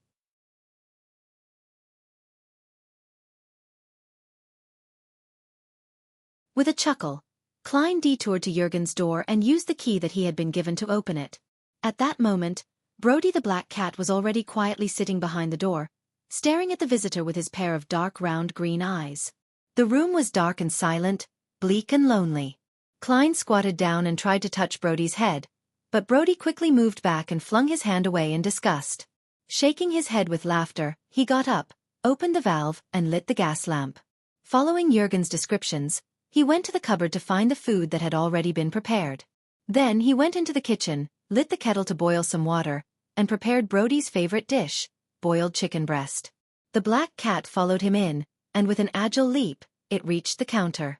It sat beside him and watched him without making a fuss. Klein glanced at it, rehearsing the shredding of chicken breast in his mind while he chatted with Brody. "You must miss Mrs. Doris, right? Are you worried about her condition? Lawyer Jurgen didn't come home today. Are you feeling lonely and uncomfortable on your own? Do you feel like you lack a sense of belonging and are exhausted?" As he spoke, Klein's voice slowly faded into silence. Brody the black cat remained sitting there, quietly watching him. It didn't make any noise, nor did it cry out. Audrey was invited to tea at Lady Norma's house. These are the mysticism experts that I mentioned. Lady Norma introduced the distinguished guests warmly. "This is Mr. Hilbert Alucard, a psychologist and a jewelry designer. He's very talented. This is Miss Escalante Ocelica. She's a doctor for mental health, what we usually call a psychiatrist." Hilbert Alucard was a man in his 40s. He looked to be of southern continent descent, and his skin was brown. His brown hair, blue eyes, and facial features weren't particularly outstanding. He gave off a silent and reserved feeling. Escalante Ocelica was a baby-faced lady who looked like a young girl studying at a public or grammar school even though she was already a psychiatrist. She was 3 or 4 centimeters shorter than Audrey, and she had long raven black hair that reached her waist and a pair of lake blue eyes. Audrey exchanged a few pleasantries with him, then she sat down, keenly aware that Alucard and Escalante were observing her. She didn't use her telepathist abilities, and she pretended to know nothing. While initiating topics in the field of mysticism, she constantly paid attention to her emotions, ensuring that they were in the most logical state. "I can't let them find out that I'm already a beyonder, and that I have already taken the spectator and telepathist potions." Audrey knew exactly what role she was to play today. Unlike the silent Alucard, Escalante was quite a conversationalist. After a few rounds of exchanges, she asked, "Do you know about major years and major months?" "No, I haven't heard of those," Audrey cautiously answered, using only the knowledge she had obtained from her interaction with mysticism enthusiasts.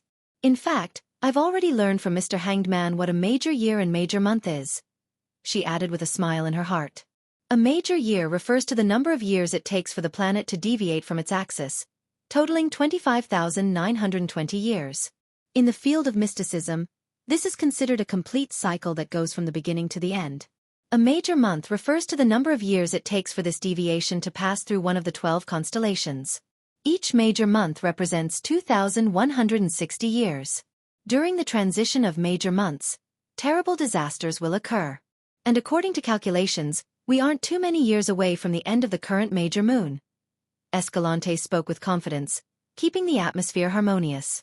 Audrey hid the fact that she knew a lot as she asked the wrong questions from time to time in a curious tone. With this, time passed quickly. At the end of tea time, Alucard and Escalante stood up at the same time to take their leave, leaving Lady Norma's house. This caused Audrey to be rather disappointed. She imagined that they would eventually hint at the matter regarding the psychology alchemists, but in the end, they didn't say anything. Yes, as a secret organization that cannot be exposed, the examination of candidates can't be that simple and direct. From the looks of it, they will need to interact with me a few times and observe me in secret before they decide whether or not they want to reveal information to me and recruit me into the organization. That's good too. I can report this to Mr. Fool. Audrey quickly understood the underlying reasons. She then took her leave, and Lady Norma walked her to the door, smiled, and said, "Audrey, I see that you're also interested in psychology? Why not consider being a psychiatrist before you get married? Count Hall and his wife are followers of the goddess. They should be able to support you in doing such things." Among aristocrats, unless there was a financial crisis or other special situations, coming to an agreement on marriage required a long process. Only after careful consideration and comparisons would they be able to make a decision. This was because this wasn't only a matter between two youngsters, but it also involved the alliance and mutual assistance of the two families. Therefore, although aristocratic women were able to officially enter social events under the direction of the Queen after the age of 18, proclaiming their adulthood and consideration for marriage, they often started a family after the age of 26 according to statistics. Similarly, the average age of a male aristocrat's entry into politics for the first time was 28. 5 years. In other words, Audrey would have about 8 years to do what she liked after she reached adulthood. The Church of the Evernight Goddess had always encouraged female believers to go out to work and engage in certain occupations. In the aristocratic circles, many young ladies and women became literary critics, musicians, pianists, painters, etc. Is this a test? Audrey smiled faintly and replied, I will need to read more books in that case. Actually, she had always felt that it wasn't too safe for the members of the Psychology Alchemists to become psychologists or psychiatrists because the upper echelons of the official organizations, such as the Nighthawks and the mandated Punishers, likely knew of the acting method. Therefore, they would definitely pay more attention to this group of people. Lady Norma seemed pleased with her answer and nodded with a smile. Escalante and Alucard are both good teachers. Well, maybe I could consider asking Miss Escalante to be my home tutor on psychology. Audrey nodded obediently. When Klein got up on the early Sunday morning, he found that the map of Backlund on the coffee table in the living room had been circled in several places, and they weren't too far apart. Therefore, he spent the rest of the morning carefully familiarizing himself with the surroundings, figuring out exactly where the buildings were located, and where the nearest cathedral was. In the afternoon, having time to spare again, he went to the Quelag Club to practice his shooting and beyonder powers. As soon as he entered the hall, he saw the surgeon, Aaron Series, hobbling out slowly from the buffet cafeteria with a crutch. After greeting him, he asked out of concern, How have you been lately, Aaron? Has your luck improved? Aaron, who was born with a blank face, smiled sincerely. At least I'm not that unlucky anymore. I followed your suggestion, went to the cathedral, and told the bishop about the matter. He told me to go directly to the confessional to pray to the goddess. I actually fell asleep while praying, but I felt like the goddess had bestowed me with a peaceful state. After that, my luck has been normal. Praise the lady.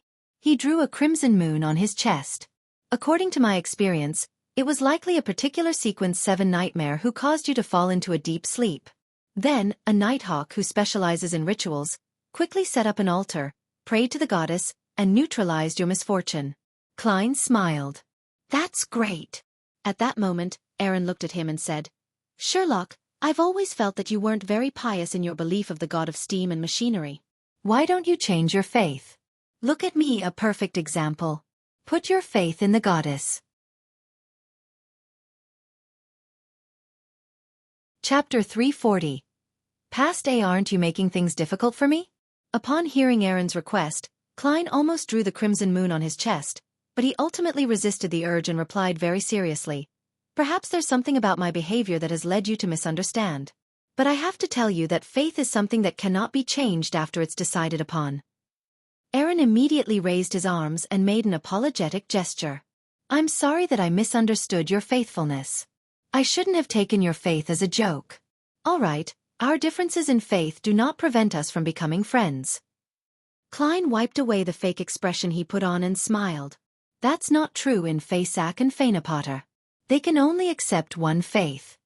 In comparison, with so many churches coexisting for more than 1400 years, Lone and Intis are much more open in this respect. Before Aaron could answer, he casually changed the subject.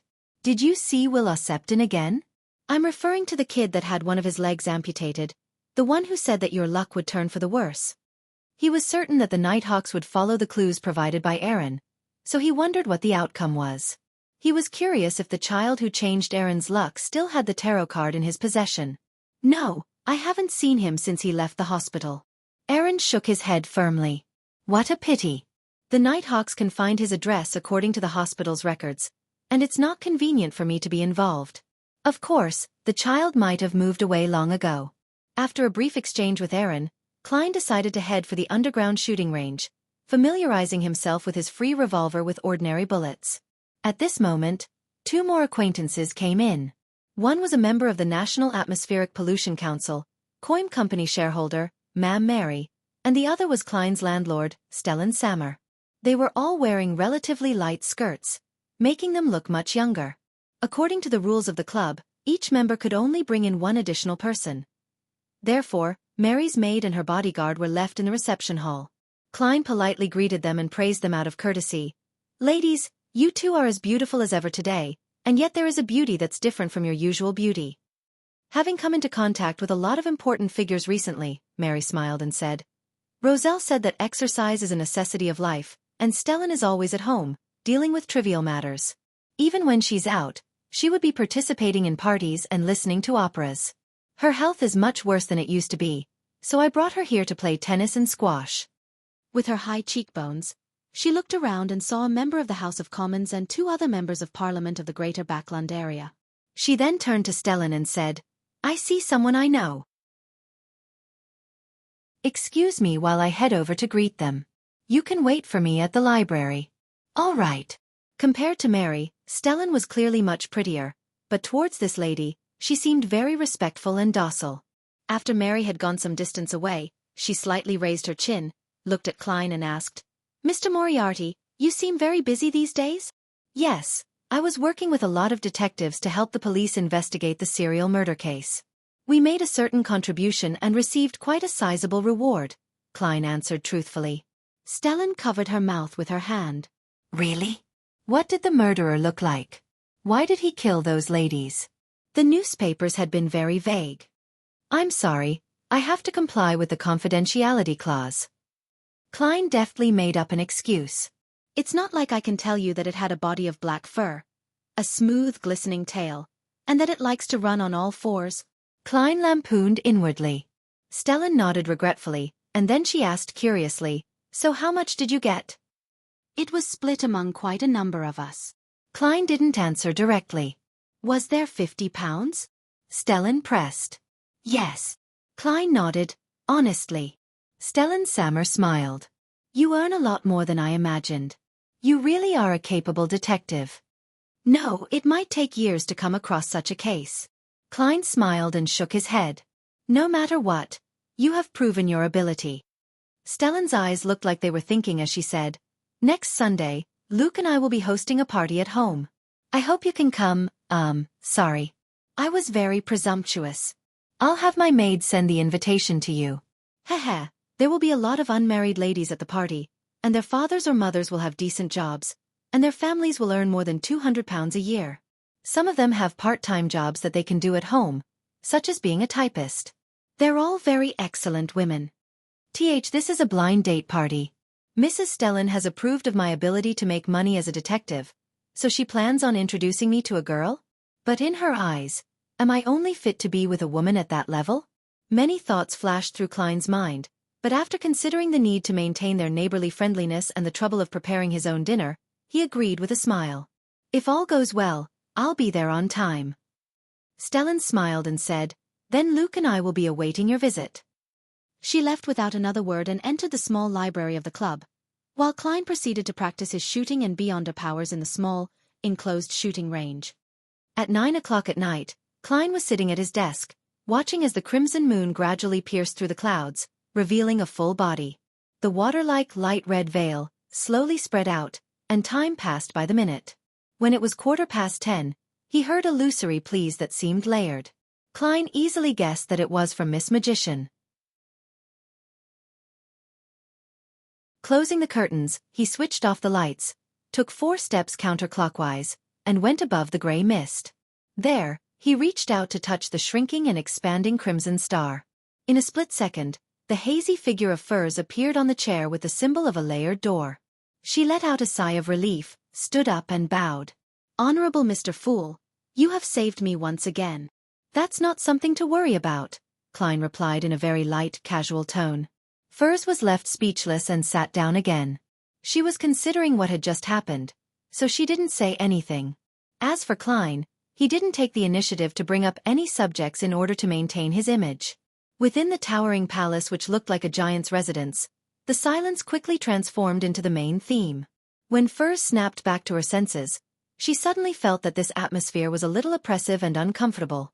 During the gathering, there's still Miss Justice, Mr. World, and company. There was no need to worry about complete silence.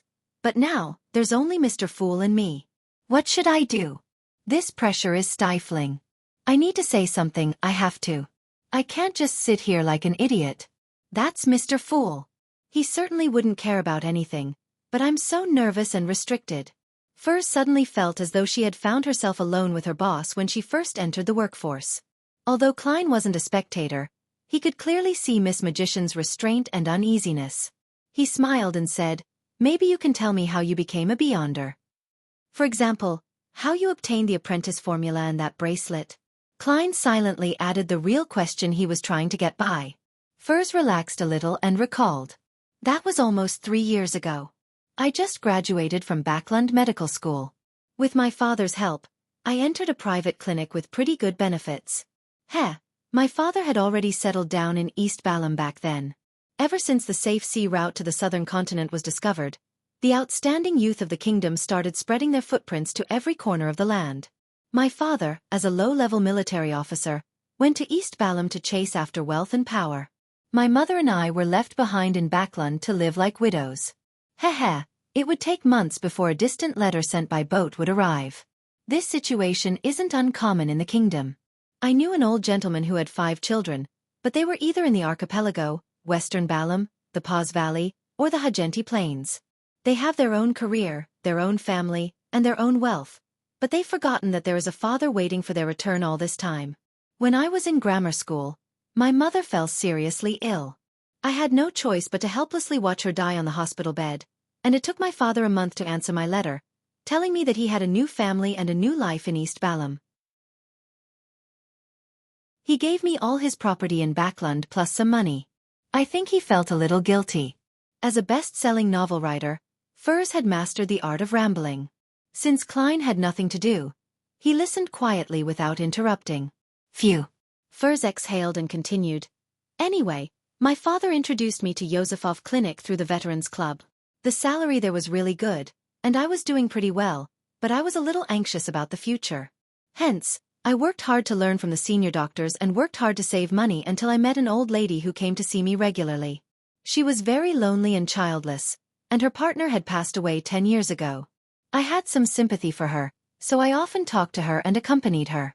Once, I was surprised to find that she was able to walk through walls, which opened a whole new world to me.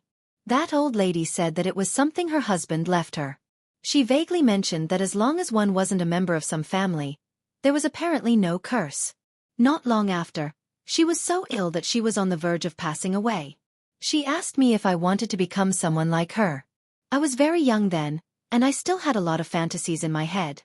I agreed without any hesitation. She gave me the formula and told me to watch her body after she died and take away the glowing object that would suddenly appear. And this was the thing she left me, which could be used as the main ingredient of a potion. Also, she gave me this bracelet, telling me not to use it unless I'm in absolute danger. She also told me not to pay too much attention to the ravings during the full moon. Unfortunately, I was ultimately unable to avoid danger. After using it once, the full moon's raving became worse. It seems like that was a widow of a particular Abraham. She had used her own experience to prove that the curse only existed in the bloodline. Klein nodded. Once you become a high-sequence Beyonder, the ravings wouldn't have much of an effect on you. I hope so. Although she didn't believe she could become a high-sequence Beyonder, she believed in Mr. Fool. It was Monday again, and as soon as Klein got up, he went downstairs and saw an open sheet of paper on the coffee table in the living room. Effective. That's good. Klein immediately let out a sigh of relief. At 15 minutes to 3 in the afternoon, he promptly went above the gray fog to prepare for the new Tarot Club gathering.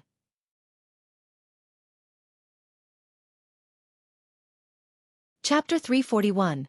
Private communication. The sight of the towering stone pillars that supported a high dome and the mottled and ancient long table that appeared to have been placed there since hundreds, if not more than 1,000 years ago, entered the eyes.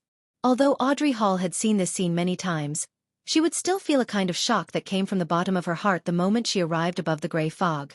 Out of the corner of her eye, she scanned the surroundings and didn't see any new members. She then looked up and bowed to the person in the thick gray fog.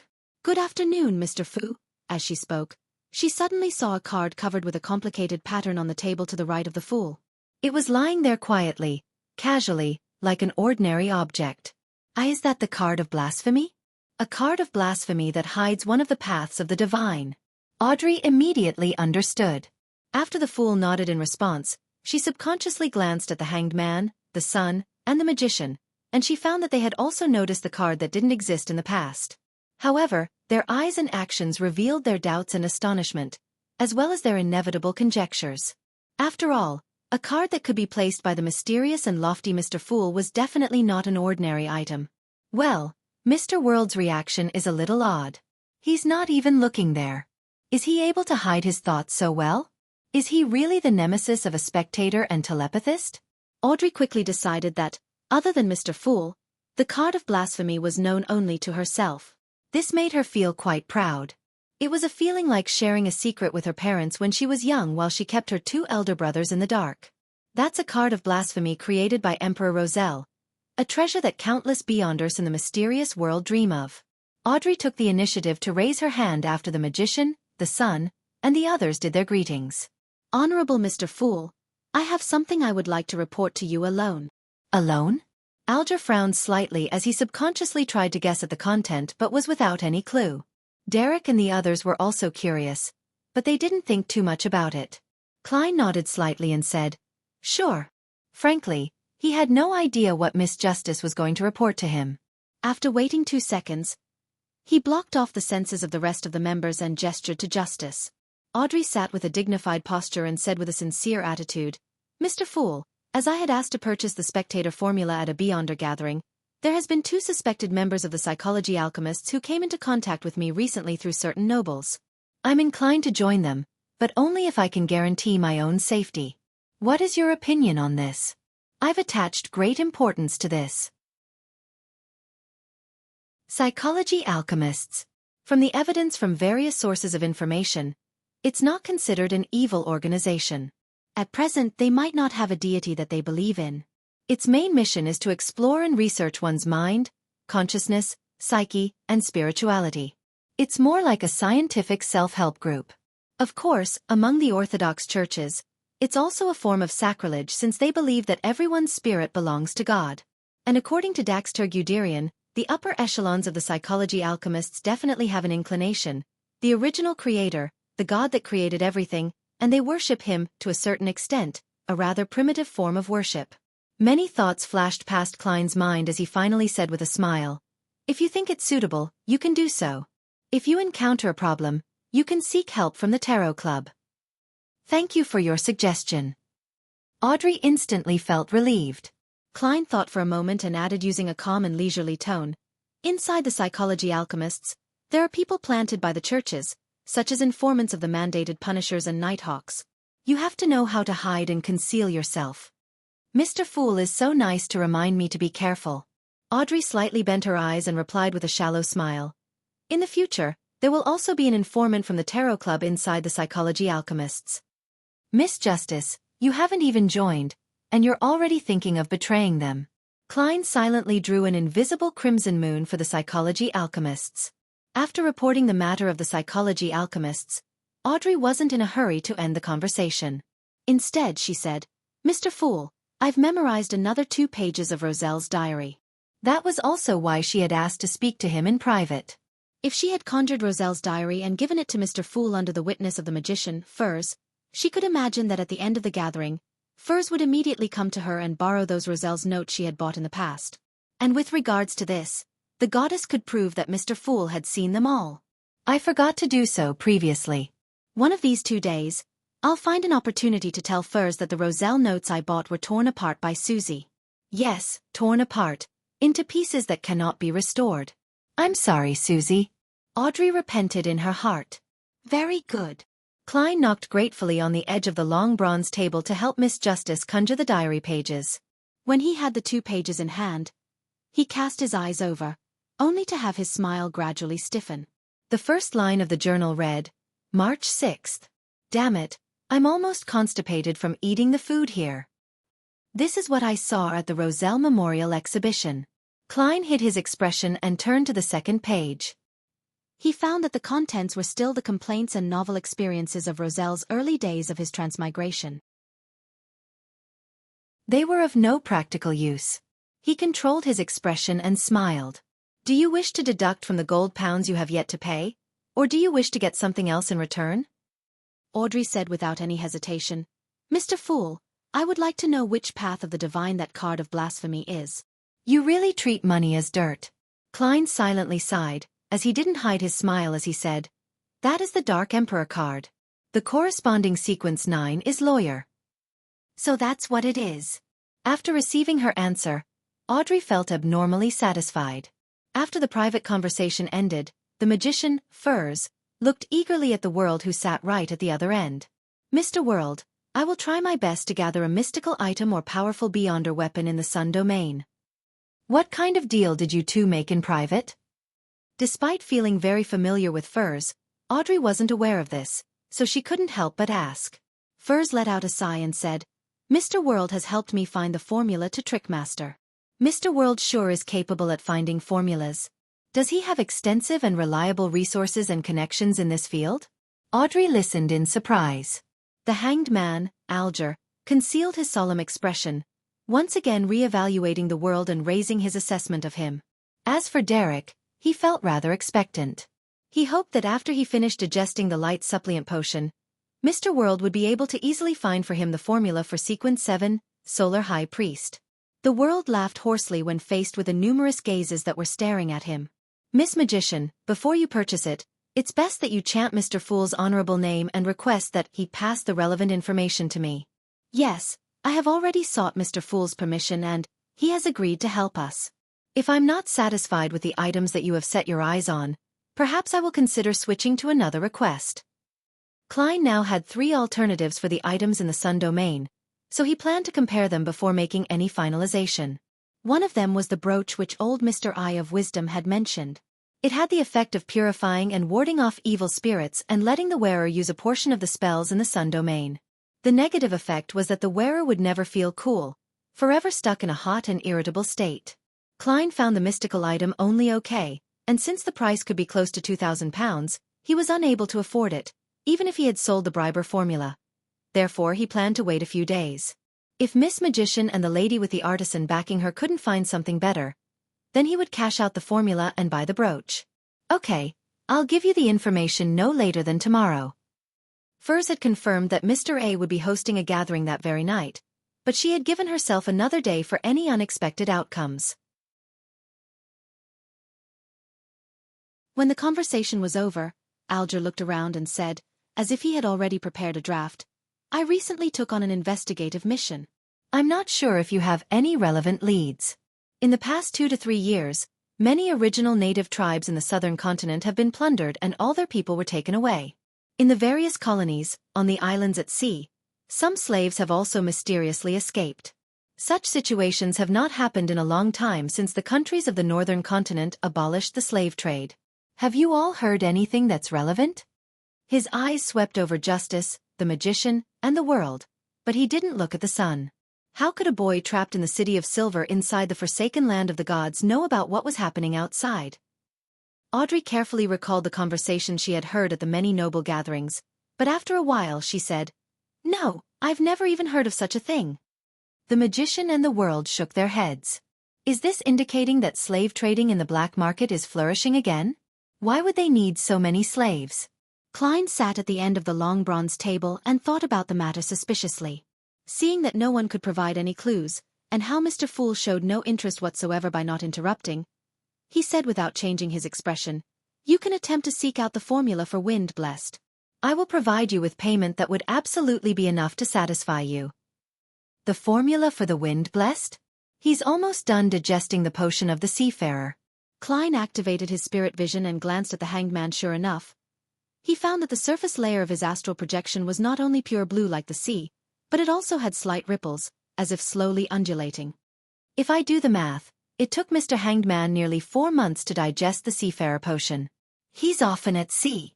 Audrey also made a judgment based on what she had observed. Another point that Furs paid more attention to was that Mr. Hanged Man was likely a Sequence 7. A mid-sequence beyonder. She nodded indiscernibly and said to herself.